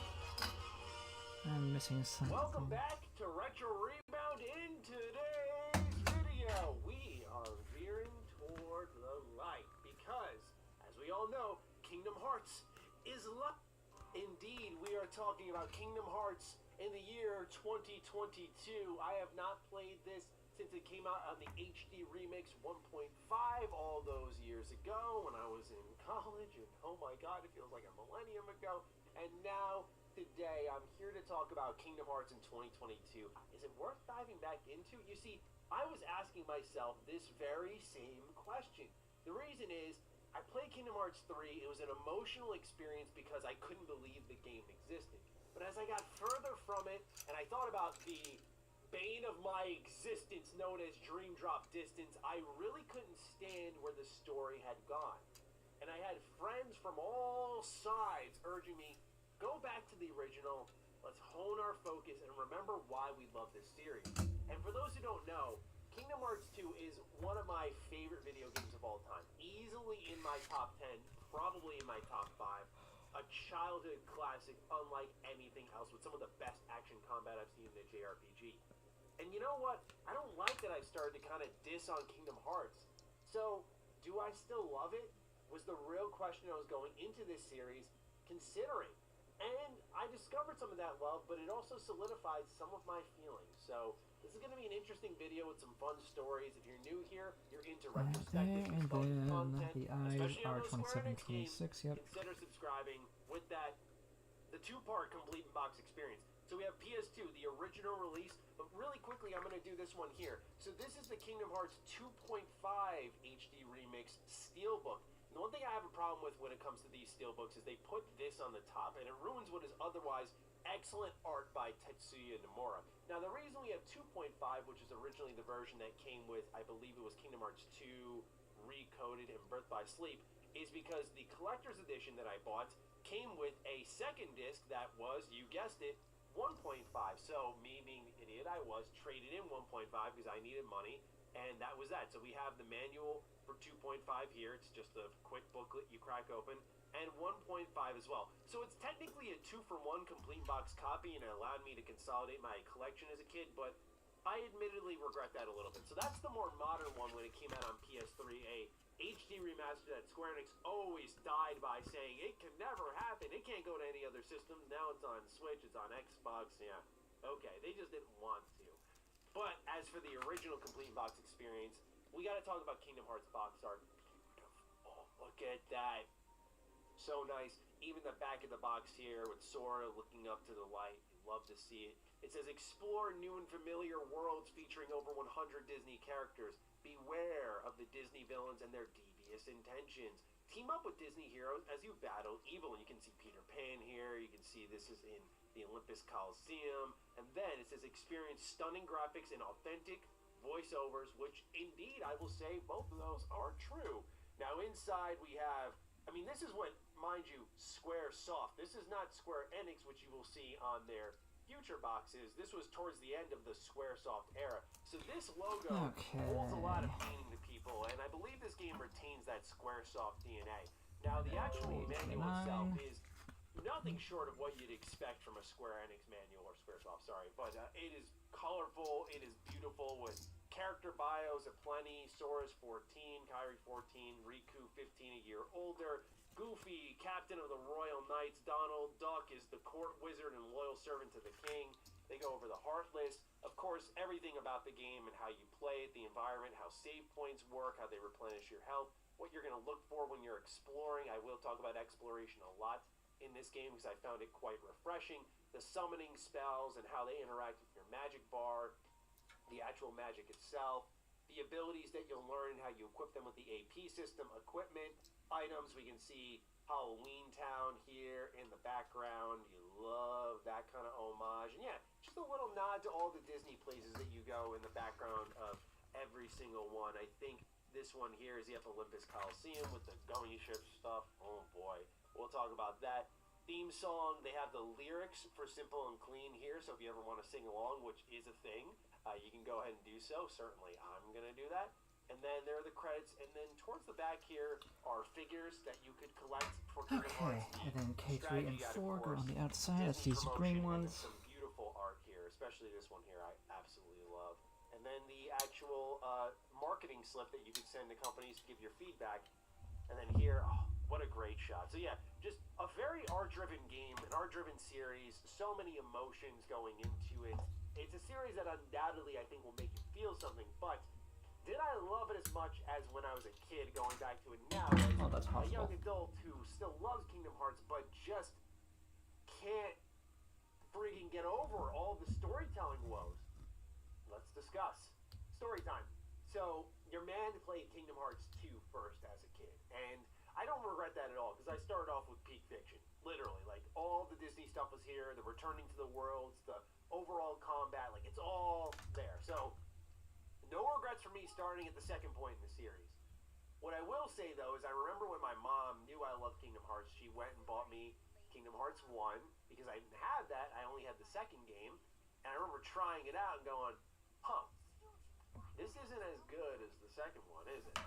I played it and beat it anyway, because number one, it was a wonderful gift, a thoughtful gift at that, and I'm appreciative of thoughtful gifts, but also, it was just one of those things where, you know, when you're a kid, you barely get games, so when you do get one, it's like, yeah, I'm going to go through this whole thing here. So, Kingdom Hearts 1, one of my major stopping points, I call it playthrough killers, and there are a few in this series. One of them is Destiny Islands to me. For some, I understand why this is nostalgic, because look, I'm someone who, when I talk about Star Wars Knights of the Republic 2, I tell you all to play Prague is mining facility. And that's the mod that outright skips it, because people just are sick of it at this point in time. So I get that Destiny Islands has some appeal to people, but for me, that tutorial, the seeking of the coconuts and the sticks and the mushrooms and all this stuff, it goes there. So drawn out, and it is a game that's shorter than typical JRPGs. This one took me 17 hours, so that 1 hour is all the more crucial long term, because it's like, wow, they really chomped up a good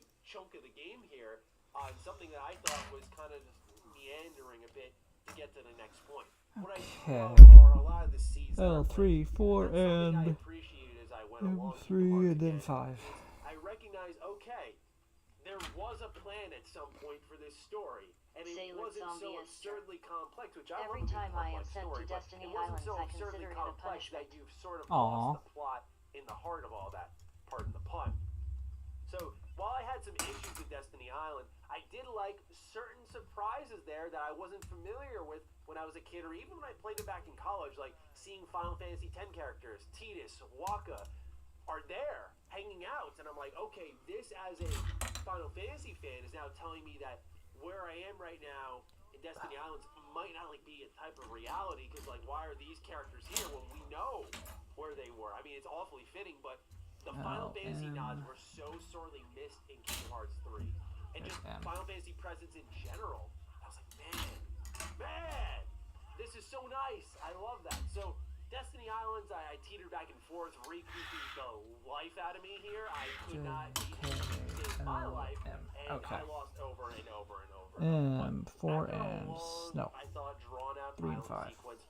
You get to Traverse Town, and I really like this place, man. I love the vibe of it, the kind of somber nature that people who have lost their homes are all brought here. And this becomes all the more somber when you learn that if you are to restore all of these planets that have lost themselves in the darkness, that everyone's going to return there. And it's almost like, what does Traverse Town even exist for? A wonderful plot point that I don't think was carried on quite enough, but something that did. I literally forgot about that part until I got to Dream Drop Distance and they brought it up. Like, okay, the stakes are higher because I like that I'm here. I like how everyone's together because you want to be with your friends, but eventually you all got to go apart, and it's almost for the greater good anyway.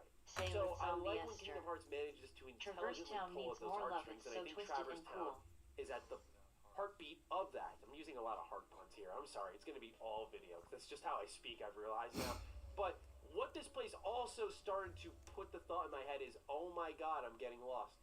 I'm getting lost again. And how finding your next objective in Kingdom Hearts 1, if you're not like super nostalgic and have that encyclopedic memory of where everything is at certain points in the game, you're gonna get lost. And ranging all the way into Hollow Bastion, where that place is laid out like a maze and you have to trek back and forth through that multiple times, I'm not asking for, you know, waypoints and quest markers, but a little bit of assistance on where to go as the camera's flipping all over the place would have been. God, I love the Hollow Bastion music.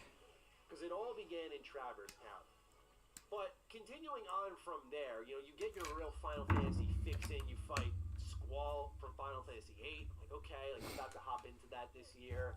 Okay, nice. Like, I love seeing him here because I'm keen to learn more about his backstory. And now that I've seen how edgy and detached he is, like, I'm about this lifestyle, right? I'm about seeing how these Final Fantasy characters interact in the Kingdom Hearts universe, because if I put this on now, I won't be able to of course, because Kingdom Hearts 1 is when go back and so paint young, over this in the silver. character model style was reminiscent of, say, Final Fantasy IX, which is the last of its kind, right? This small, almost chibi, polygonal style of art, and everyone's faces are like rounded in a particular way in the Final Fantasy world within Kingdom Hearts, and I just love how I think accidentally these character models call back to that because they're small and they have like bigger limbs. Wow, you it went just through this appears guy that way to me. quickly. So I appreciated that almost unintentional tactical call. Pretty quick build. I mean, I'm not done yet. This is just the start of Sci-Fire. What I loved was the attention to detail in Kingdom Hearts 1. Wait a minute. This was something like the footsteps changing depending on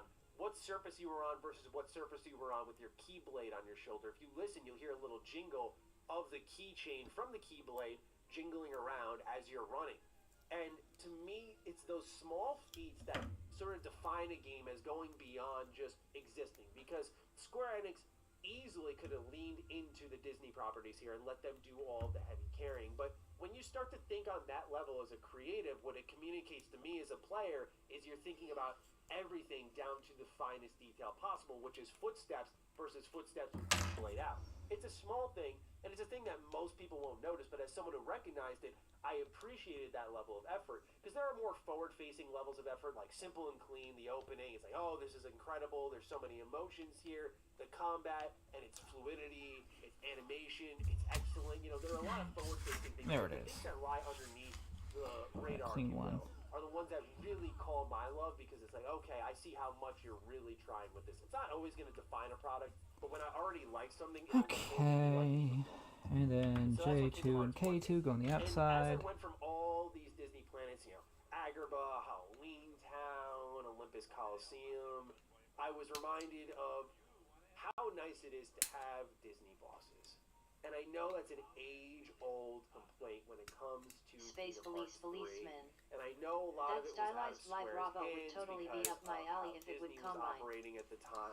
It might. They haven't told us what the A killing blow, like the feeling of premium Bandai counterpart set's going to be. So it's probably going to be, if not a fully, you know, it might be just a live boxer that doesn't transform, but it can combine. That's my guess. Because so is the premium Bandai set with the alternative Destiny sets. Gunbuster had all the option parts, and then X Kaiser had the Thunderjet. So yeah, Live Space Police Policeman. I hope that Furay model MMPR Megazord gives them guys at Bandai an idea. Let's hope. Because, like, yeah, the S&P Daijujin is not great. It was great at the time, has not aged very well compared to how the line is now. It needs a shake-up. What if they'll ever revisit it? The fact that, well, I feel like the fact that they just reissued it means they're not going to revisit it, so I don't know. How's this go?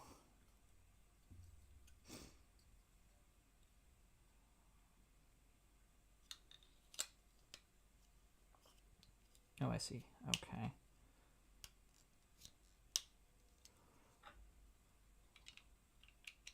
Space Police Policeman. I'm not against redesigns. I mean, I buy Transformers all the dang time. What, you buy Transformers? Okay. No, I get ya.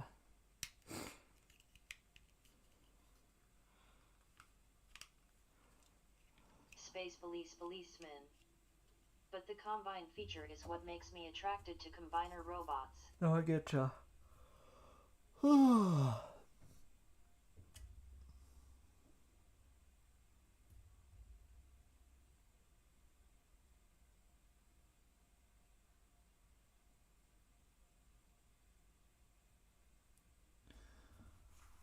Pinnireru ni awasemasu. Awase. I'm assuming that's based on. Because I know aimasu. I suppose just a line the pen of the rail. Okay, and then more tires and piece H3.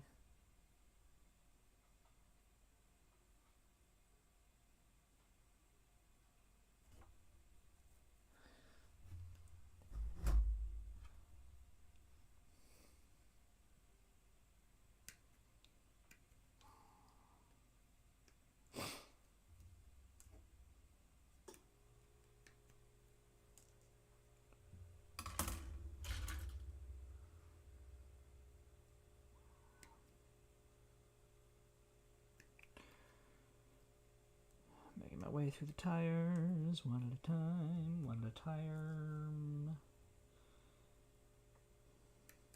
Only 2 tires left. Those will go on the other side in just a minute. Okay. Got this here. And here.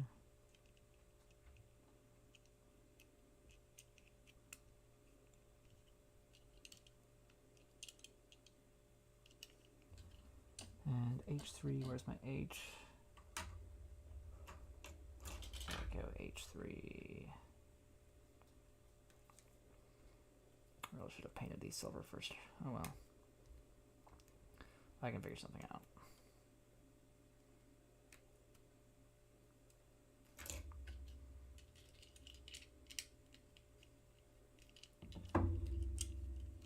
Okay, and then this goes on the end.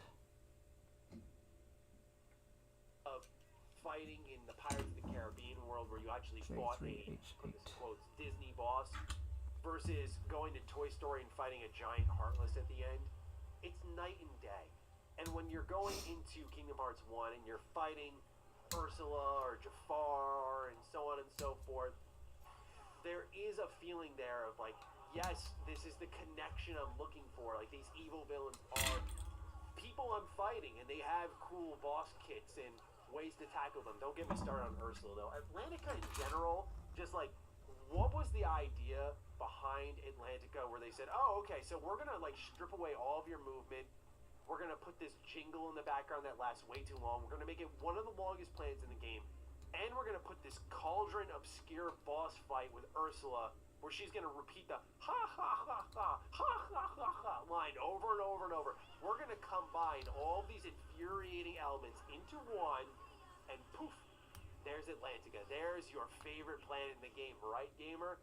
Oh, Lord. But to my point, those Disney bosses were so refreshing to encounter, because then you get these diverse enemy types beneath them.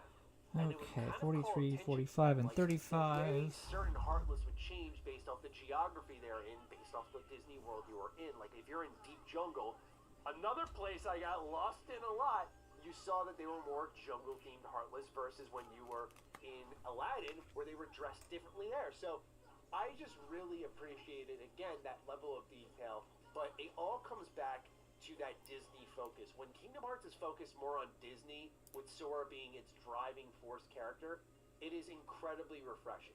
And speaking of which, one of the biggest flaws of newer Kingdom Hearts games is that Sora's kind of dumb, and I don't like that.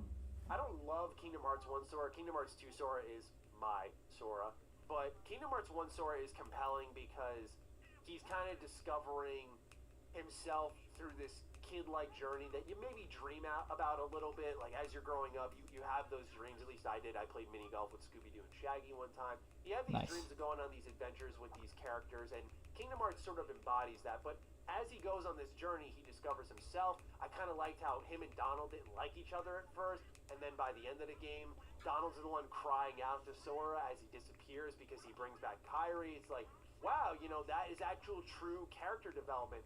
But Sora's sacrifice for his friends and his love for his friends doesn't feel like an overplayed theme as it does in modern Kingdom Hearts games. It's like that discovery of what Kingdom Hearts is, what light is, what darkness is, and the reason it all exists is something that's so more wildly compelling than what is presented in newer games. Because here it's like, Ansem the Wise was investigating the darkness of the hearts, and his lab was actually Hollow Bastion, so it feels like it's connected there.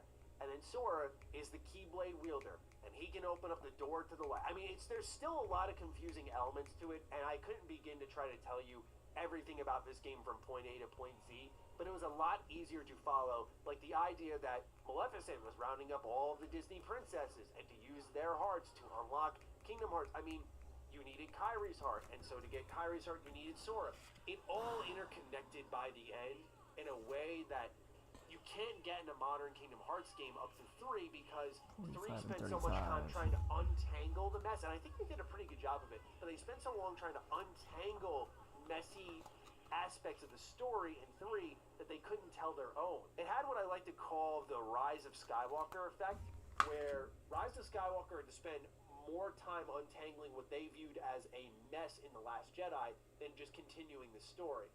And when you're put in that hole, like pretty much one foot in the grave, your story's already done. And that's kind of where Kingdom Hearts 3 was. There was still a lot of heartfelt moments, especially that like 5-hour stretch finale was just, oh my god, worth it. But I don't want to turn this into a Kingdom Hearts 3 disc. It's hard to watch Kingdom Hearts retrospectives when I haven't played 3 yet. You have to look at 3 versus 1.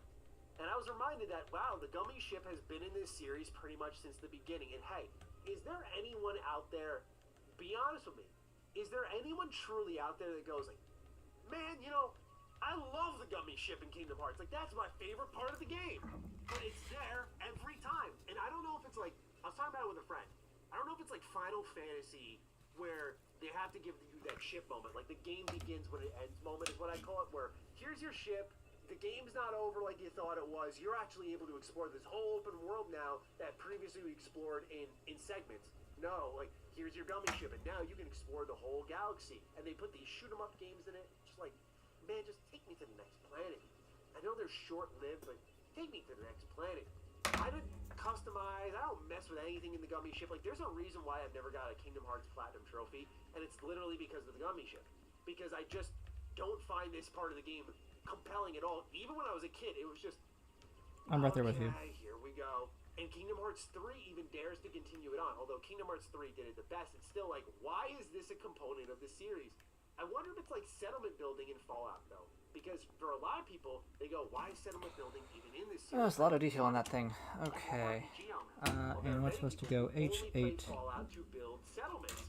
So I wonder if that's the same thing with Kingdom Hearts. Like, are there people who truly, I don't mean to sound patronizing, but do they truly sit there and go like, yeah, man, the gummy ship, rock on, here we go? Because I certainly have never experienced one fraction of that feeling in my lifetime. And I don't think I ever will.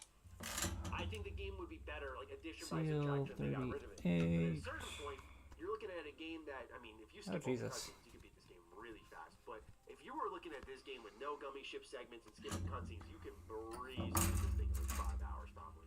It is a short game, especially if you know where to go to. I mean, it's a tight game. And that's what I like about its compartmentalized nature. Well, the environments are so frustrating to explore in the likes of Deep Jungle, Hollow Bastion, etc. It's really easy to get lost. There are certain locations that really lend themselves well to Kingdom Hearts. Like Halloween Town was built for Kingdom Hearts. The way the Heartless transformed, the way that they were using the Heartless to kind of Frankenstein this really creepy monstrosity for Halloween. Perfection, down to Oogie Boogie's boss fight in the multiple stages. This is, to me, hands down the best planet that game had to offer. It was so much fun going back to it. It gives you Pumpkinhead, the best Keyblade in the game. But that touches on another aspect. Because I never got the Divine Rose Keyblade that I used by the end of the game. This was awesome to unlock as a friend and guided me there. Because this game has underrated exploration. I don't know if it's the best in the series because, quite frankly, I'm too far removed from everything in it right now to say so decisively. But between the Trinity points, the chests, the rate of unlocks between high jump, glide, super fast glide, the way you get all these things and then can retroactively return to these places and unlock new things, get new items, to synthesize new materials. I really liked that about this game. I think there is something oddly compelling about it because it's not too broad where it's overwhelming. But yeah, even making something like the Ultima Keyblade, which, you know, I'll be honest, I've never done before. It is overwhelming, but it feels like manageable in this game. But it even goes down to like the Olympus Coliseum, and where then you also back put 39 on the top of here. There are enemies that you faced later in the Naturally. game that are now back in these cups, the Phil Cup, the Pegasus Cup, the Hercules Cup, the Platinum match against Sephiroth. Oh my god. Yeah, so there's a lot of great stuff that you can find by returning to old places. And the game will constantly encourage you. Like Chip and Dale's only line in the game is, we should go back and check out some other planets. There's another cup going on in the Olympus Coliseum. Just constantly remind you of that. So it is a really good time in that regard. And in conclusion, what I will say is that final boss, I know a lot of people really like it, but to me it was that let go moment. And I think that's what signified to me that some of the love of the series That's may have one gone away leg. from me. Not much of a knee because I bend don't there. know if I guess you would've could take the typically fist felt that way. out. But Kingdom Hearts 1's Get a better final knee boss joint. has like a million and one Yeah, gauntlets, and that's okay. really for every single world in the game. Every single world just has endless spawning enemies, and it can become a lot where action combat should not feel frustrating, especially when it can feel as good as Kingdom Hearts 1, where the range is slimmed down, the camera's a little bit close, but overall, it still feels decent check to something play, here. Which way is but this it should supposed not to be go? tedious to the point where it's like, oh, another monster cross, and another one, and another one, and they just endlessly keep pouring it on, because especially in Hollow Bastion, like, I couldn't progress in certain areas unless I killed all the Heartless because you couldn't interact with certain elevators to move on. And when you're going back and forth or you're getting lost and they keep spawning, oh my, it can be frustrating. So, when Okay. you combine that level of frustration with the exploration, And then to do the same thing with the great. other leg. Okay. Lost, and Just then you build get the thing, this build final it, put on the boss stickers. that is Okay. awesome, but it's like at least 8 stages long. Before that was a Heartless Gauntlet with endless enemies in there, it felt like. And imagine doing that on Proud. I was like, dude, this is feeling so stretched out. But through that stretched out nature, I discovered new things about it, so I found myself conflicted. Look, I'm a traditionalist in Kingdom Hearts, and by that I mean I grew up using your Cure, Fire, and Blizzard. Because those are the things that just get upgraded first. Fire's good for range, Blizzard was really good in early going, Cure you just need to have in my opinion. And what I really liked was using stock, using gravity, and pulling down flying creatures and weakening them. That was satisfying. Using Arrow to have these kind of utility spells that prevented damage. Nice. I typically don't play Kingdom Hearts that way. I always tell people, I kind of play Kingdom Hearts like an idiot. I don't say that with any shame. Like, I play it as a fun action game with pretty subtle depth to it and not much else. But as I was forced to pull back the layers, I was like, maybe this could be more to me. Maybe it could be, and I hope to invest myself more in that aspect by Kingdom Hearts 2. My original point of all of this was Kingdom Hearts 1's final boss, I felt was a little stretched out, like enough of these phases, and by the time you get to the final phase, it doesn't even I'm not sure why this is a separate piece. I don't need to be. It's like, oh, Maybe they just couldn't put the detailing on there. I guess with the smooth front. Why didn't we just do that last part where you're fighting this giant handsome? That felt like the moment. And I like the thematic aspect, like saving Goofy from the darkness, saving Donald from the darkness, taking them on together. But once you get them all together, there wasn't that last push, like, to elevate everyone together. So, ultimately, rounding out the game, you see Mickey for the first time. Apparently, Mickey was only there in that one part because, you know, Disney was a little hesitant to give Square Enix the full reign to having their mascot all over the game. And I kind of like that touch there because that limitation made it kind of innovative when he does show up. You're like, hey, there he is. And you see Riku on the other side, now in the Realm of Darkness, Sora on the other side, and then you lead it into Chain of Memories, which is a game that I only played one half of and quite frankly was not crazy about. So, returning to Kingdom Hearts was a really fun experience in a number of ways. It was fun because I got to reconnect with the story that I did love growing up. And I got to reconnect with the Disney aspect I did love growing up and remember what that means. But I was reminded of tedious exploration that was rewarding at the same time. I was reminded of at times god-awful camera. This part's really fast one, honestly. Some stretched out segments of the game. I was reminded of some weaker platforming. There was a lot of weakness to this game, and I gotta say again, Kingdom Hearts 2 stays goated, but I will see if that holds up as I dive back in, because I'm curious now how I feel about this whole series. But that's how I feel about playing Kingdom Hearts 1 in 2022. With that, ladies and gentlemen, thank you so much for tuning in. I'm looking forward to seeing your thoughts down below, so please do fire away. With that, take great care of yourselves, and I will see you in the next Retro Rebound. Peace out. What else should I watch?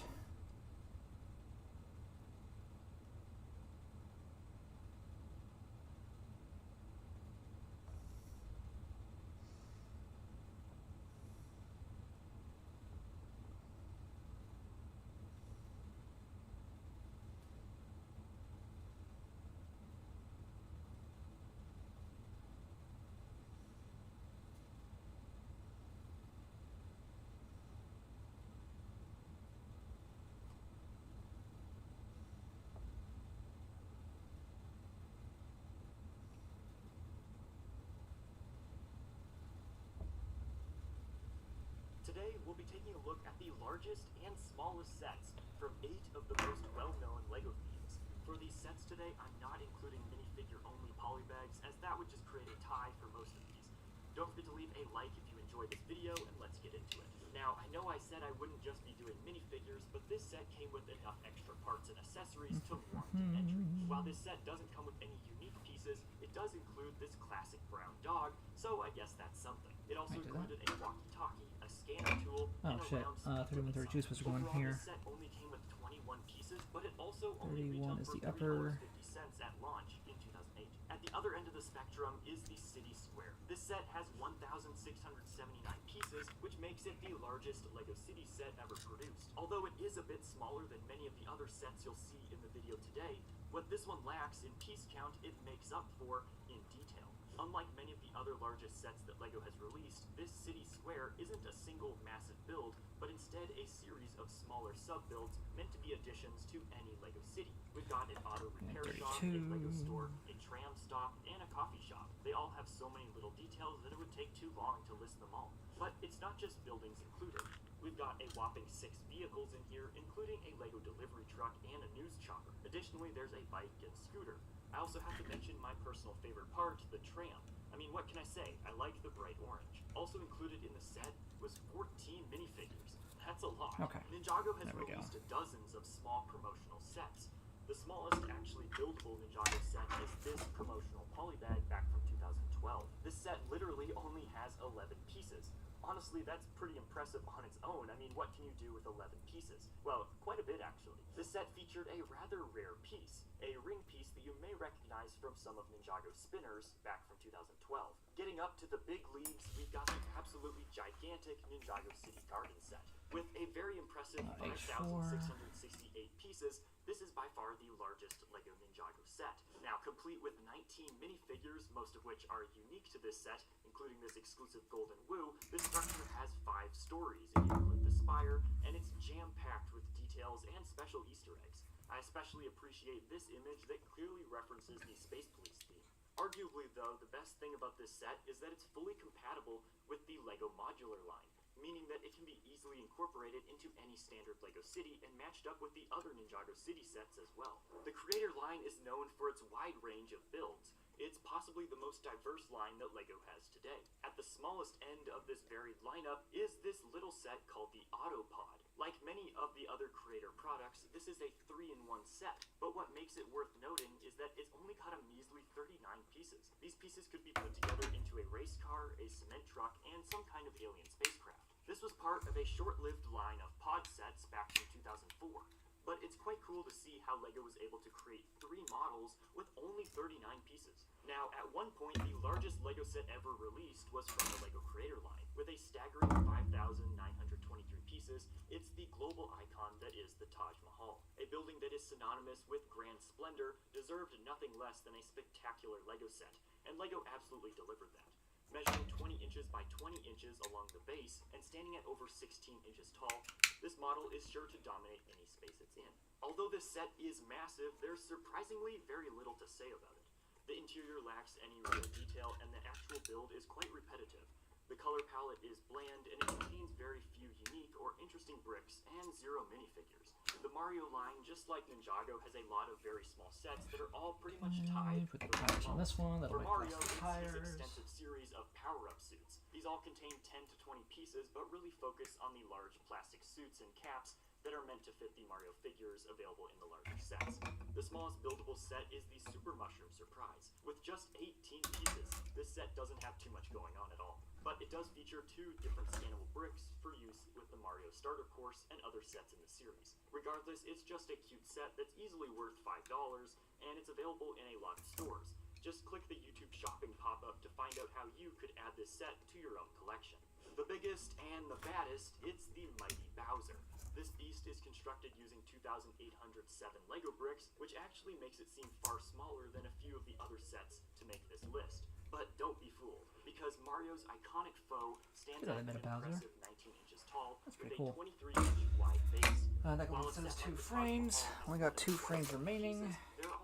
It's mostly stickers from this point out. Gardens also has hundreds of incredibly tiny pieces to achieve a high level of 30 detail. up Every part of this there, video game 31, icon 33. is recreated in loving detail, and the arms, hands, mouth, head, and tail Speaking of, are that's all another 30 up articulated, there. making the model Okay, hang on. incredibly posable.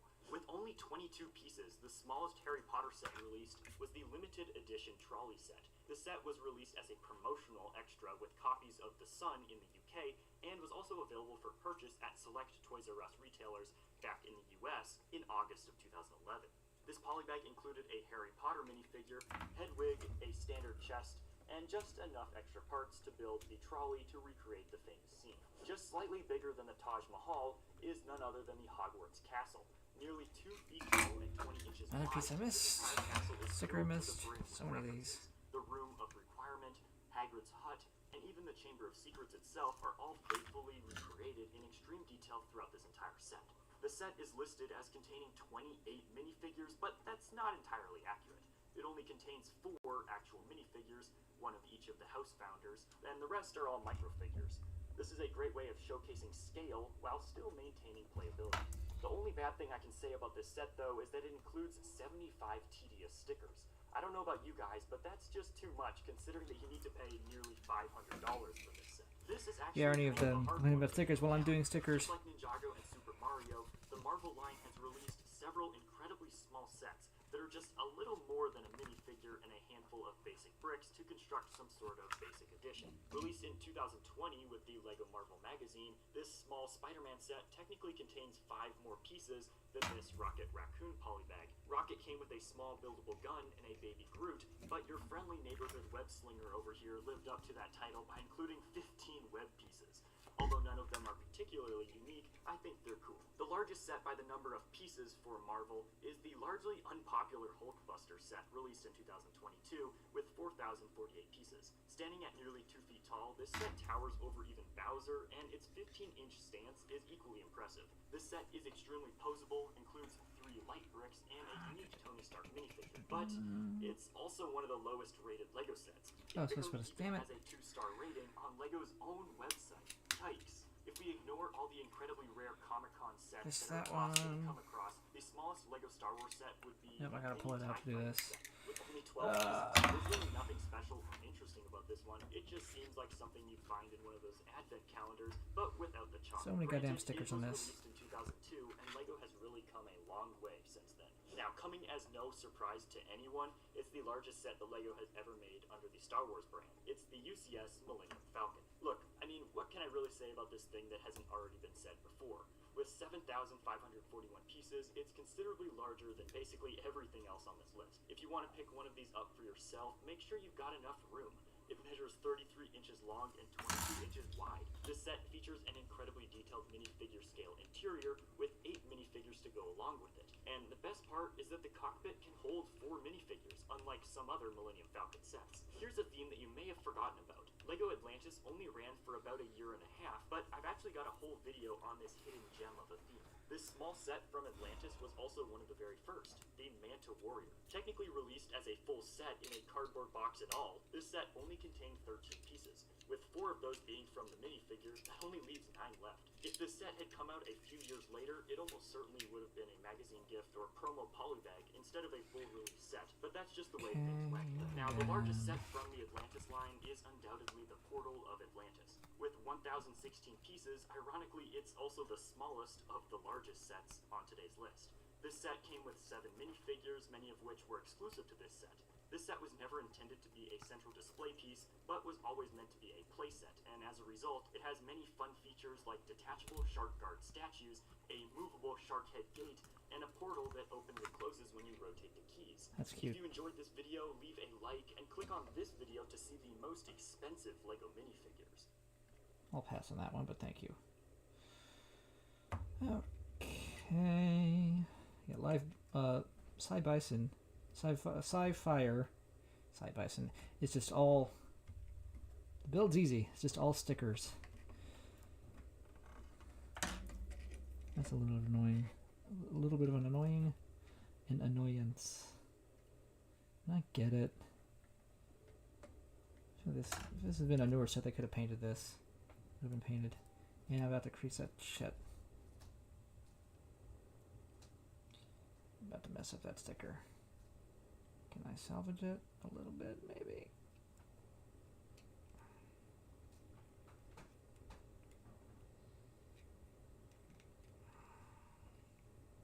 I'll live with it. Great. Okay, let's do this thing.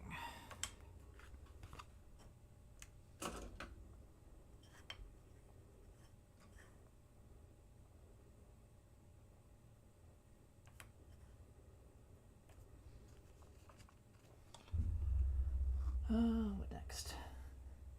Let me look at that's a take on that. Back in 2018, LEGO released the Hulkbuster Ultron edition with 1,363 pieces for $120.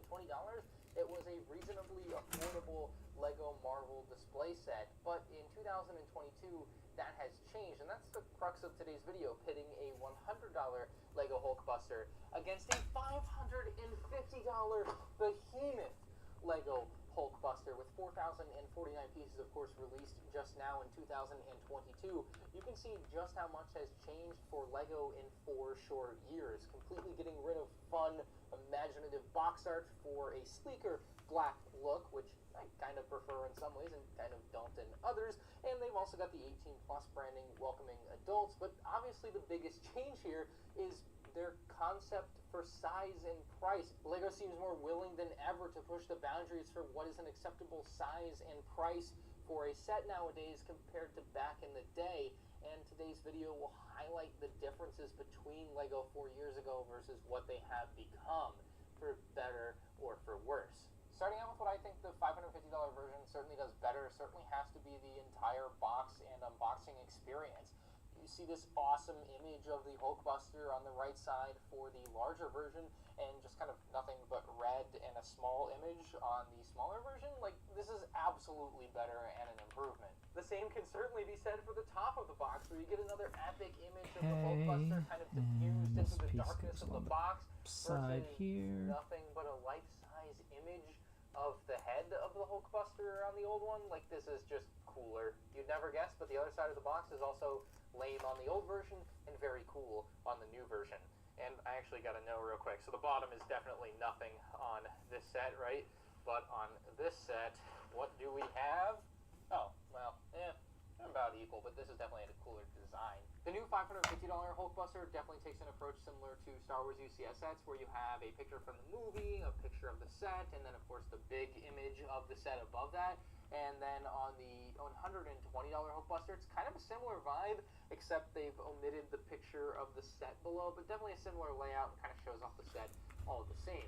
The unboxing experience should be a bit different between these two. Starting with unboxing the $100 version, a couple of tape seals will get you in, and all you'll have to do is pour the pieces out. You can see there's a few numbered bags. I mean, again, 1,300 pieces isn't going to be too much here. It's not an overbearing build. It's like a weekend afternoon type of build. And then for the instruction manual, looks like we have the sticker sheet nicely packed in with it. Now, unlike what we'll see with the $550 version, the most reading you'll get out of this instruction manual is reading about how you shouldn't eat batteries or the light bulb. Then we get into the actual build, and yeah, there's nothing special or particularly Don't tell me what to do about this instruction manual. It's a no-frills LEGO instruction manual. It's as basic a LEGO unboxing as you can get, but the $500 version should provide us with a little something extra. So with this more expensive version, you actually get 3 tape seals, which is a massive improvement here. Okay, a little bit facetious there, but opening this up, let's see, do we have anything? Oh, it's not as special as I had hoped. Okay, a white box, it's a little bit different. Let's see. Oh, Lord. Oh, my goodness. Oh. It's unboxed. We get some bags that aren't in the box, and it looks like these are going to be for the latter half of the build. So for the first half of the build, it's boxed here. I wish they would, like, tell you that. Oh, that's that fresh LEGO smell, too. Save us that trouble. That's, again, the first half of the build's bags. And then that then one we have piece. the instruction manual in cardboard. So no longer in plastic here 4 years later. But just about done here. Just got to like build the sticker sheet the cannons, and then it's done. Oh, why do I get 2 sticker sheets? That's odd. And then there are 3 separate instruction manuals that show you which section they are actually building, which is pretty insane. And let's see, it doesn't look like the back 2 are going to start with any text. Let's see how they end. It ends with a very nice picture, which feels a little wasteful, honestly, because it's also on the box. But sure, cool enough. Book number 2 is, again, very thick, but doesn't start with anything special. And then at the back, nothing either. And then for book number 1, that's where we should have a little bit of fun at the beginning. Piece together. With some literature about the Hulkbuster, Head in as front. well as, oh, that is a very nice image. Dang. As well as some info about the design process and the designer and all of that jazz. So let's build these and see what's actually different about the finished models. When it comes to minifigs, both sets have the same the number, cannons despite here, quadrupling in price for M7 2022, although neither of these sets is particularly about the minifig. So getting the one figure is really all you can expect. With the Mark 43 Iron Man armor, it is just that. There is no Tony Stark face underneath. They leave a clear head underneath. Not entirely sure why that was the decision, but it was. And then for the Tony Stark in 2022, a little bit of a questionable one to me too. Again, I'm not the biggest Iron Man Marvel fan, but I'm just kind of picking up on some context clues here. If this is the face for when he's inside Iron Man armor, why is it in a set in which he will never be inside Iron Man armor, given that the Hulkbuster isn't minifig scale. So stuff like that, just a little bit weird to me. Ultimately, the clear head and second face don't affect the experience at all here. It's just interesting to note. When it comes to add-ons and accessories, the $120 version is absolutely going to take the cake here. It has way more than what you get in the $550 version. It seems that the only extra thing you get for $550 is the ability to pay $550. It's kind of wild, but the display plaques for both are on even footing. You see a very nice design with some clean white text. You have the silhouetted gray version of the Hulkbuster Mark 44 on both display plaques, but there is something interesting as far as the wording on these goes. It says add-ons from Veronica on both plaques. You can see it again here on the $550 version, add-ons from Veronica, but what you won't see in the $550 version is a micro version of Veronica, which, you know, it's a micro version. It's still not the craziest thing ever. It's like 12 pieces or whatever, but for $120, getting that is really nice. But what's even more here's where I finally use these parts. You don't get the modular Pre-painted hand that parts. the Hulk rips off. So this is a second hand. This is not the one from the set. So this is a completely additional piece for the set, which is amazing at $120. And it does have kind of this robotic arm, so you can switch it out. And then there's another robotic arm at the rear of the set that you can kind of play around with. So you get a couple robotic arms. You've got a ton of like cool space here. And what I really like about the display stand for the $120 version is this can actually just fold down and become a completely flat platform. What I found interesting and just straight up weird about the $550 display stand is it has like extra pieces it doesn't need at the back. I have never seen this before. This is completely Just unnecessary. about done here. So if you're just, you know, only half paying attention, I am a minute away from finishing this build, and then I will show it off. So it's time for the showcase portion. Let me just clean this up.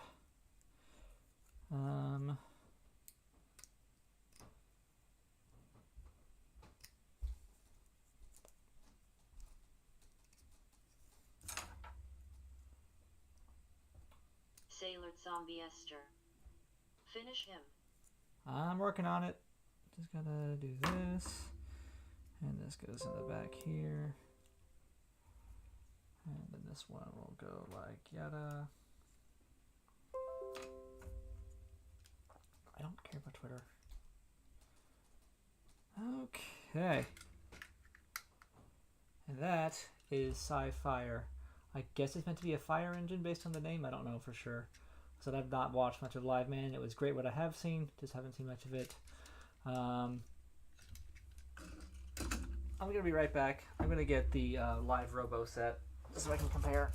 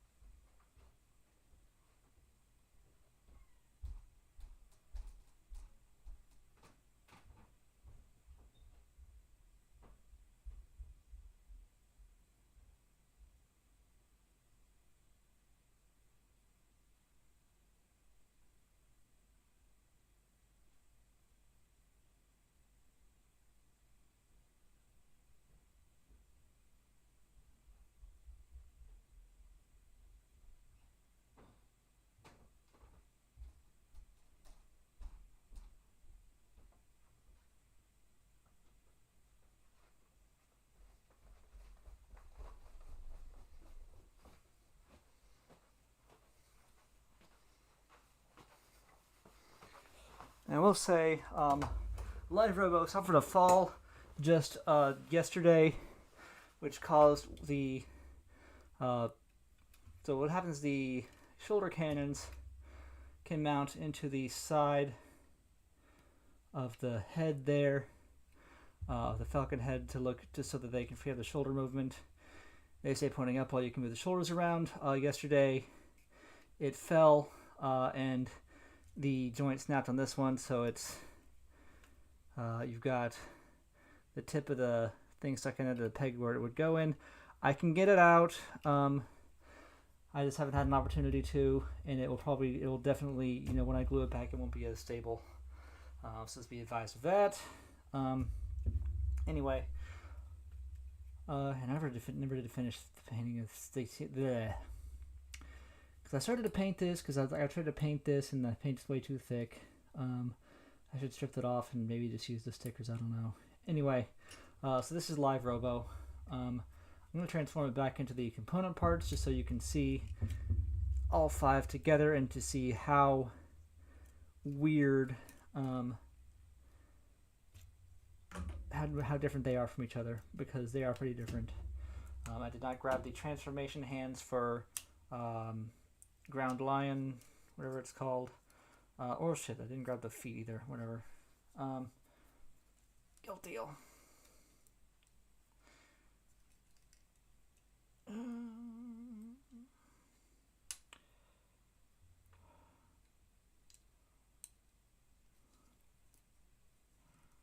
Let's peel off the stickers there. Good job, me.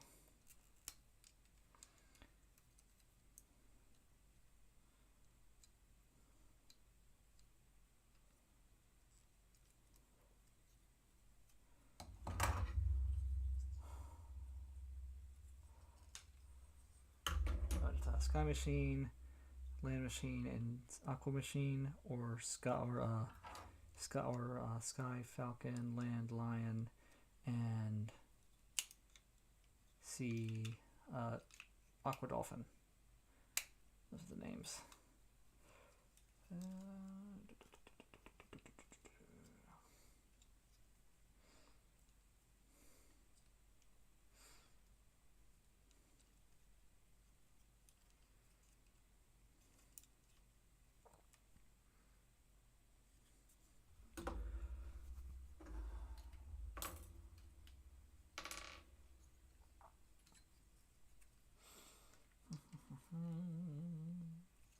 And I forgot the lion tail. Whatever.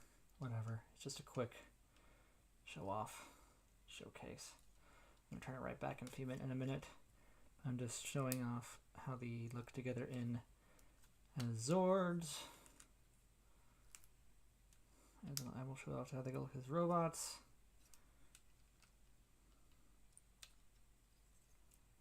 Sailor Zombie Esther. Sorry, was hard to hear over Aaron coughing. Sorry about what? What's the last thing you heard? Do I need to repeat anything?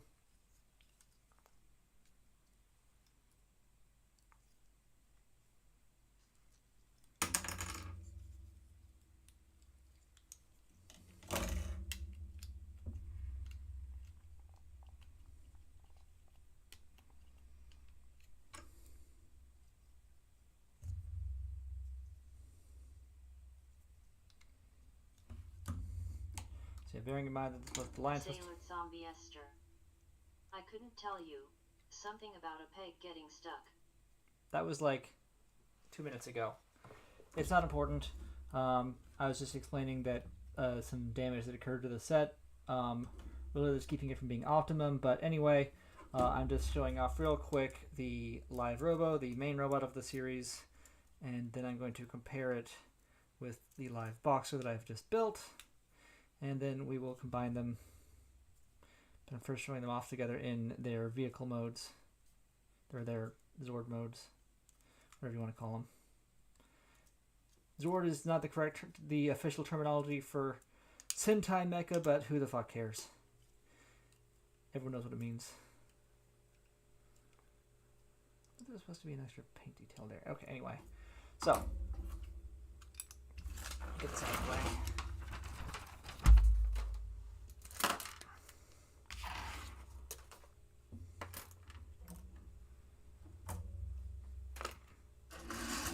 So here is Sky Eagle or Sky Machine,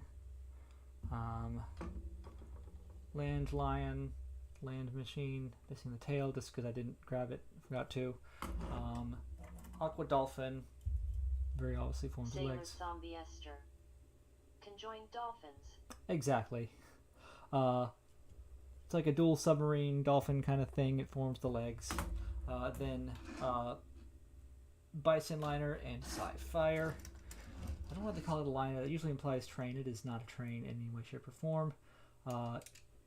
Could arguably be a truck. Space Policeman. Gatai. That's the idea. All right. So, like I said, just I wanted to mainly wanted to show the change in the line design philosophy from the first to the second robot. So, of course, the first three are much more animalian than vehicular, whereas these two are just vehicles with animal heads on them. They're just trucks with animal heads. So that's the thing. I'm going to go ahead and transform these back. There's supposed to be, I think, a yellow stripe along the wings there, but I don't know. Because I started to paint these long, you can see how rough the paint is there. I should strip that off and just, like, either use the stickers or do something else. The stickers on the side here are peeling. I could probably paint that. That's just black. Anyway.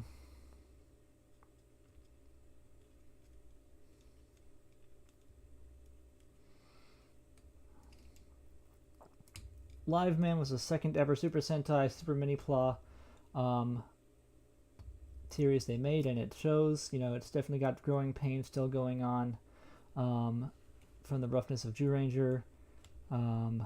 Before, I think, third was Kaku Ranger, which still had some issues, but I think it was much better overall. Introduced butterfly joints, which would become standard, kind of standard.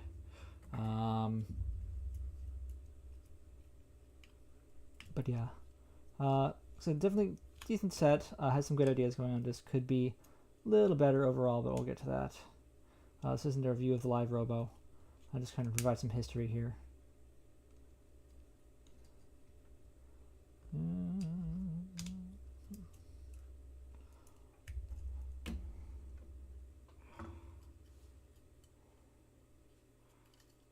Bring the feet in.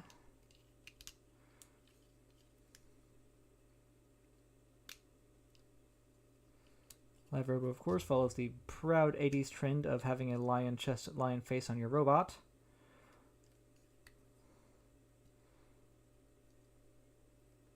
Well, it might have, I don't know if it started in the 80s, whenever it started, but it is a proud Japanese robot tradition. Liveman was a big contributor to that aesthetic.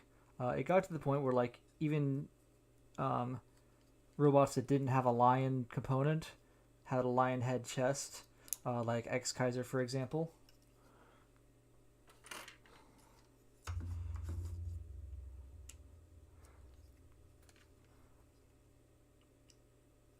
So it's funny, you think that when you see it from the front, you think that the lion makes the whole torso. It doesn't. It makes only the upper torso. Sky Machine makes the back and the legs and the head. You wouldn't be able to tell from the front. It's just an interesting thing about it. Sailor Zombie Esther. Too many robotic lions. Not enough robotic lions.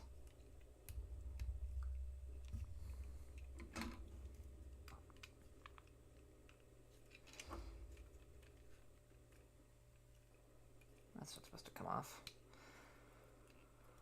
Okay, so there's Live Robo. Now let's transform Live Boxer. First things first, take off this whole thing and take off the head.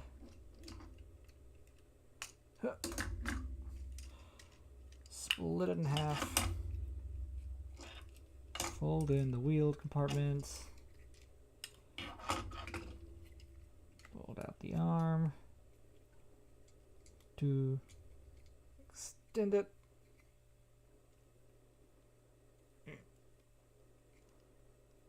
This is a stiff one, isn't it? The one I spent so much time trying to get off that I couldn't. Okay. There we go. And fold that in.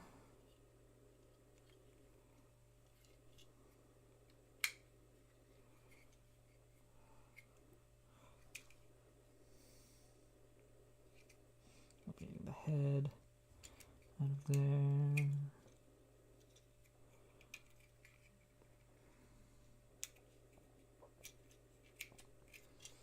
An easy way to get that out. Okay. Same thing other side. Let's fold the wheel in, fold the arm out. That. extend the arm, fold it down, fold this over, pull out the waist piece, and then I can stick them together. No, I can't. Not yet, I can't. Okay. Now, fold those in, compress this.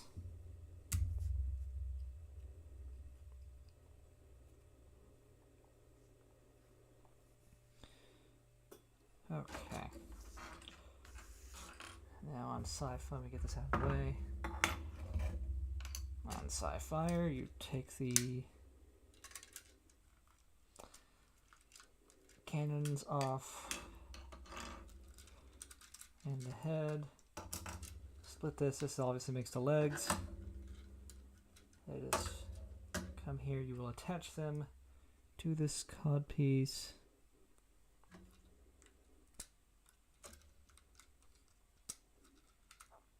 This is a bit of a deviation from the original where they just kind of slot in, but it's a necessary additional step to give it articulation, which is what the S&P line is all about.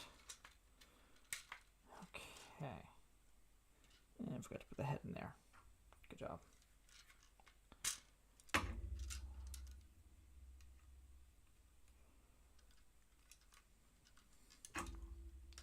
Alright, now that goes there.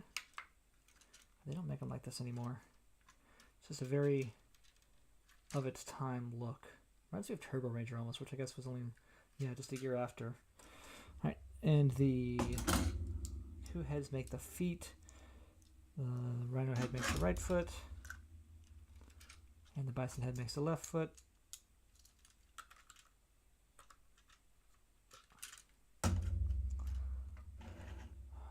This makes the backpack, or the chest armor rather.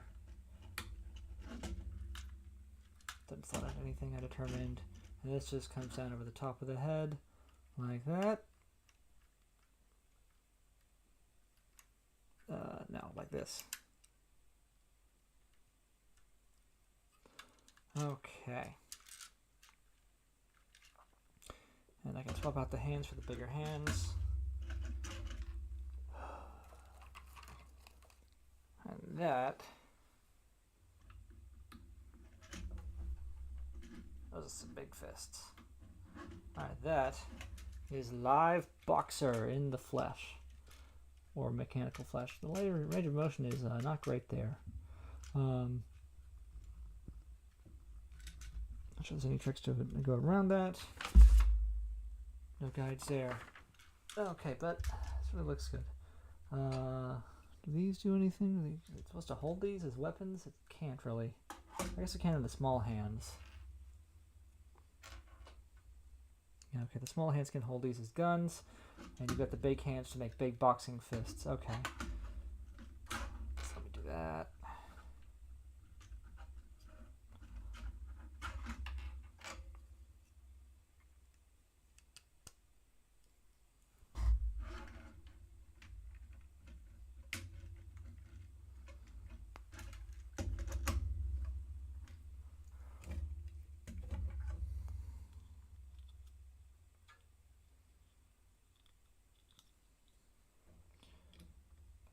Fist. Okay. Space policeman. Shocked. Nice. Shocked. What are you shocked about? Damn it. Put that back in that fist.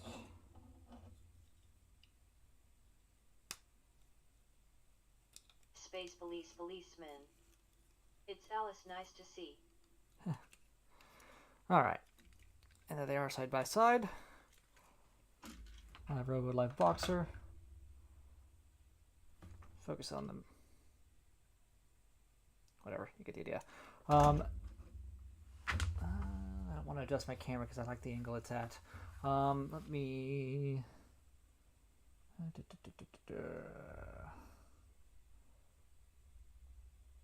do this. Here they are. This is about the same height. Box is a teeny bit shorter. Just got that girth. very hollow from the back now that I'm looking at it. But yeah, it's a fun build. Been a Grail for a while. Glad that they are doing these re-releases. Zombie Esther. Fine bois. Oh, fine boy. Fine boys, yes. Liveboxer has been a Grail for a while. I'm glad he's finally reissued at a reasonable price, because I think I'd be a bit disappointed if I paid $200 for it, $400 for it. This thing was going for a lot of money before the reissues. I'd be very disappointed if I paid that price. So I'm glad they reissued it, because it's a bit less than I expected. Range of motion is very limited there. I can pull up the fists and the legs there to give it more knee joints, because right now I can only do that much. This is his range of motion there. No waist, obviously, because it's just a big old boy. Arms have decent range of motion. It's got the up and down, the in and out, shoulders, elbows. So it's an improvement on the original at least. It's got ankle tilts. I don't hate it. It's just, yeah. I feel like if it was new released, I might have found some ways to get around that, but whatever. All right, let's combine them. Daibud Buksa. No, that's the live boxer. Okay.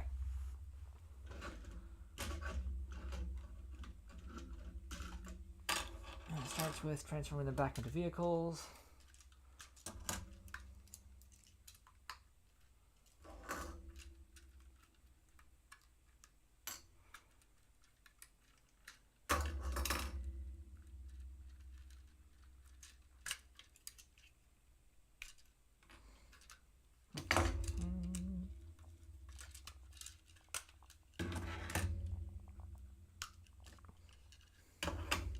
Super Live Robo is a very weird looking combination, so I don't think I'll be using it very often.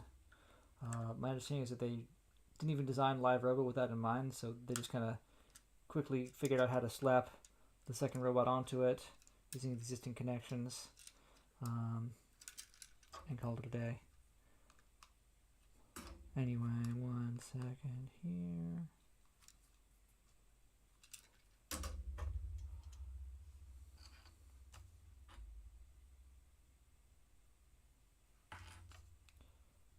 Be the waist, and this is the head.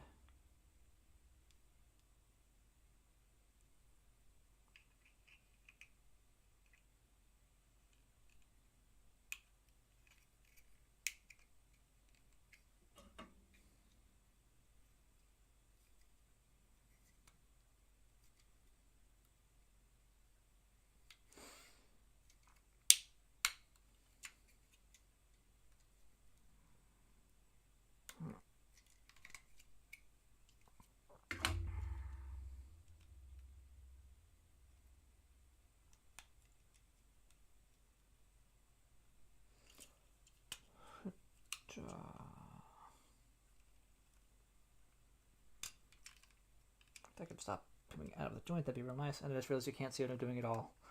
Let me switch back. Sorry about that. Sometimes I get so focused on what I'm doing in front of me, I don't notice where my camera's pointing. Anyway. Bring this back out.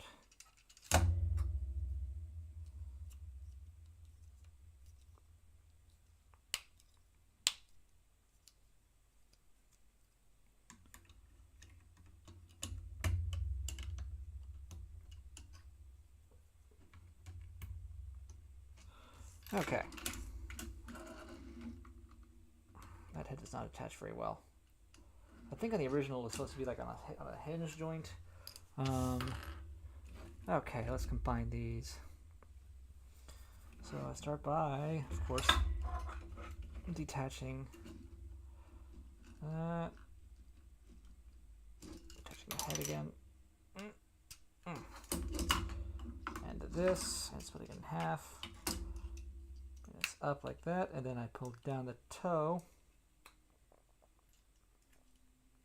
That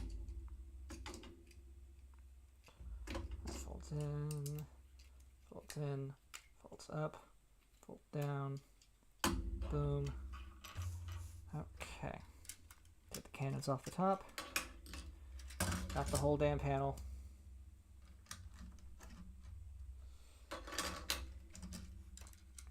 head off, split it in half, take this back panel off entirely and stick it on the back. Yeah, the original that would have folded in. Folded down, I think.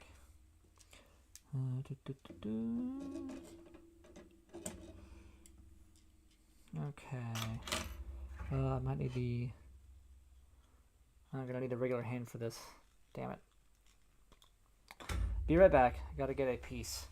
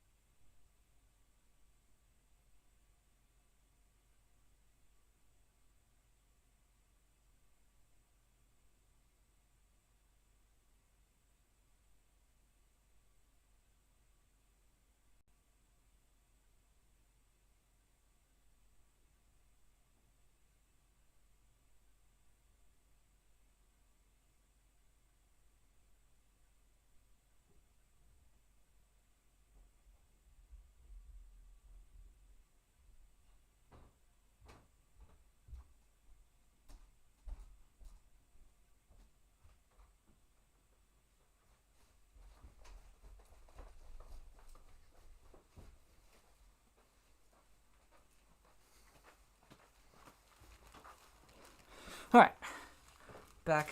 I got the parts I needed. For the record, here's a lion tail that I was missing earlier, but don't worry about that. Where are your hands? Got too many hands in here. This is a bag of all my SMP Sentai stuff, except for Gal Ranger. Is it that one? No. Too much stuff in here.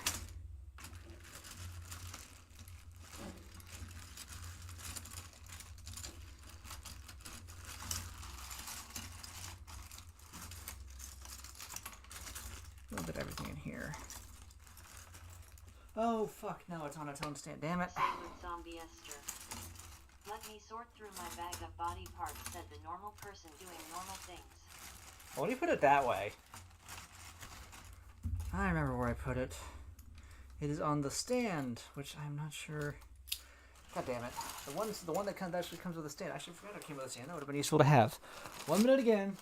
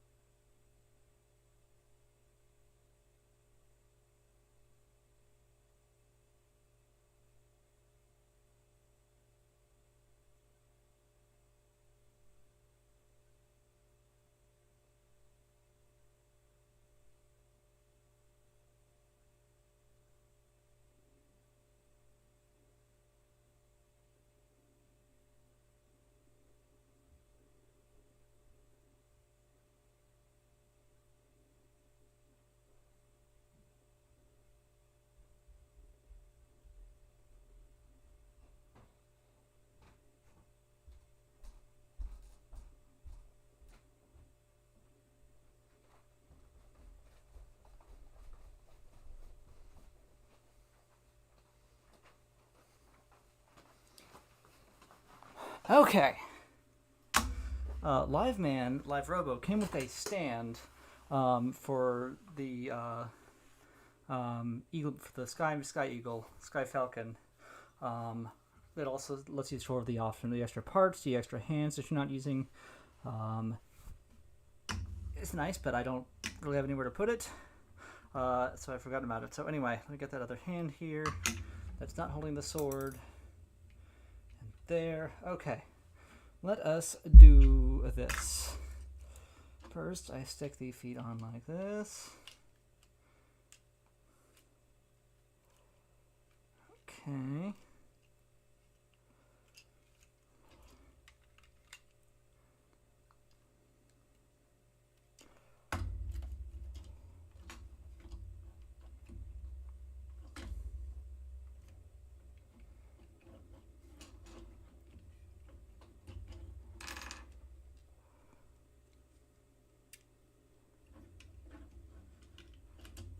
Okay, that goes on there like that, and then you slide the hand up. Okay, I know you can't really see this too well. I'm gonna do this from your angle. Put the hand, that on the hand, slide it up, and out comes the big fist. Looking big and beefy. And then you put the shoulder pad, things on the shoulder, this one on this shoulder, and this one on this shoulder.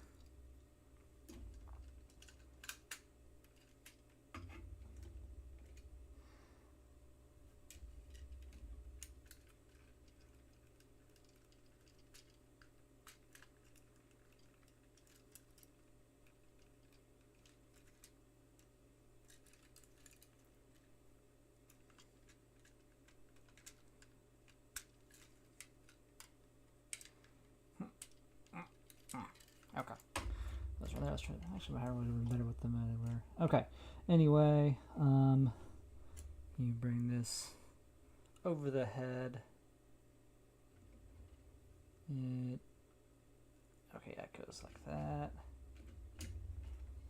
Doesn't attach to anything. Oh, it attaches right in there. It comes around the cod piece to form a bigger waist piece. Just kind of sits there, I guess. And then you put the helmet on over the existing head like that, and voila, you have Super Live Robo. It is a chunky boy. It does not look great, I'll be very honest. I'm not a fan of this combination. But you know, it's like the first probably, I think it was the first combination of two robots in Super Sentai. I'm trying to retrace that in my head. Sun Vulcan, Goggle Dyna, Bioman, Changeman, Flashman. I don't remember what Flash. No, Flashman I think had one. Change, Flash. I think Flashman right before them had one, but they were maybe. But yeah, it was if not the first, it was one of the first combining combination of two robots in Super Sentai. So growing pains are understandable. It's interesting. Just not the best, I'd say. I guess it can still hold. They probably hold those cannons there. I don't know if it's meant to, but it can. Pew pew. Could theoretically hold the sword.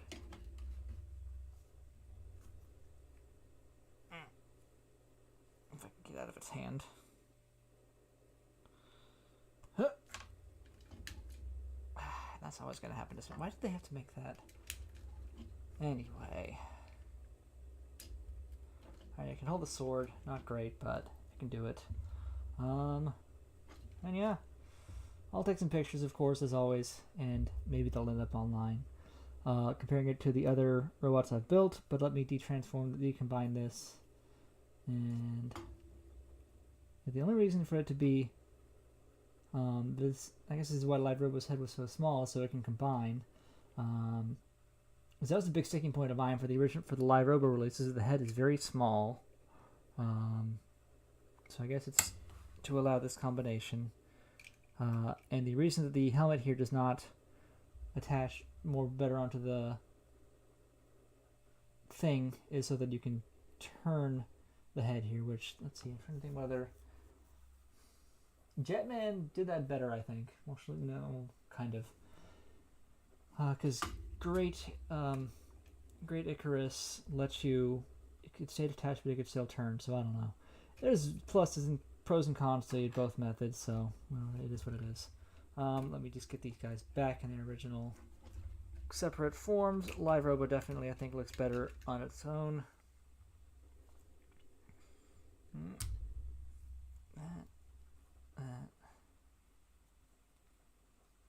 But I am glad nonetheless that I have this.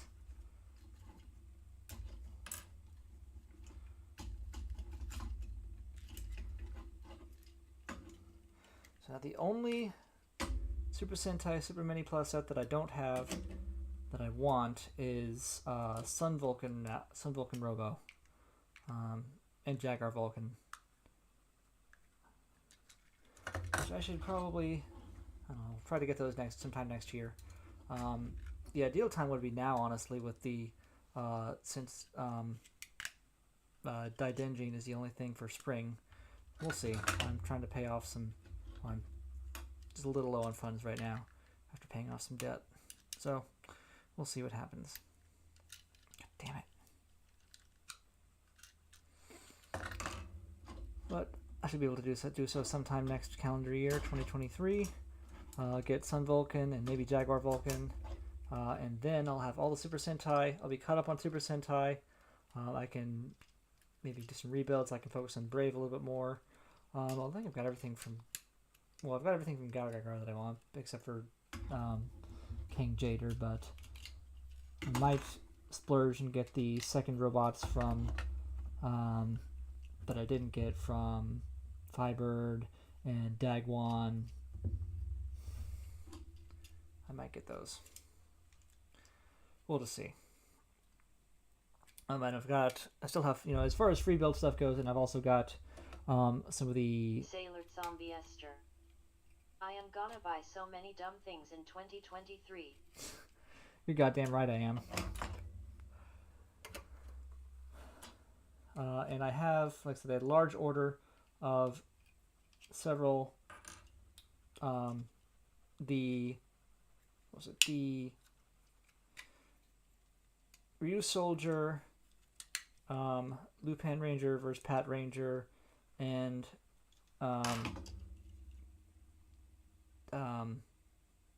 Juoger, several sets from each of those coming my way. I let them take the slow boat. I've got those on the way. I also, just as far as free builds, Snap... Sailor Zombie Esther. Oh no, I meant I as in me, myself. But hey, glad to have solidarity. You're goddamn right. I feel bad for anybody who's not buying all the dumb shit in 2023. Unless it's for good reason. Like, maybe, don't buy dumb shit if you can't afford it. If you have other priorities, let those priorities be your priorities. But if you can afford to buy dumb shit in 2023, buy dumb shit. Live your life. Is that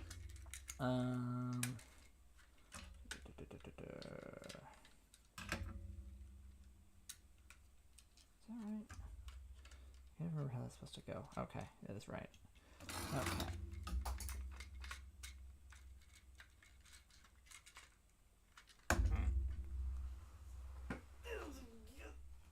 Ow. I make weird noises when I lean over. I'm sorry. I'm fat. Old and not as skinny as I used to be, so stuff gets in the way.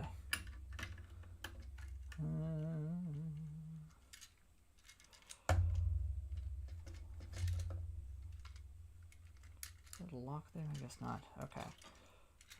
That one. And that one.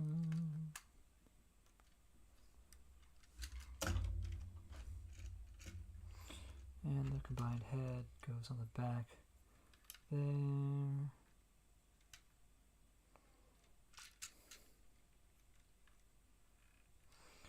Okay.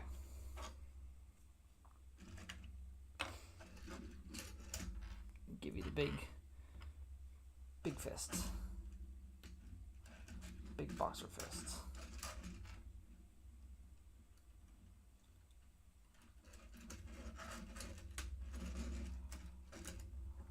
Oh, I forgot to flip the toes in. Not the wheels on the undersides of the feet. There we go. Okay, that's better. I feel like it's so... It just says that the one leg's not fully extended, but I guess it is. Where is it?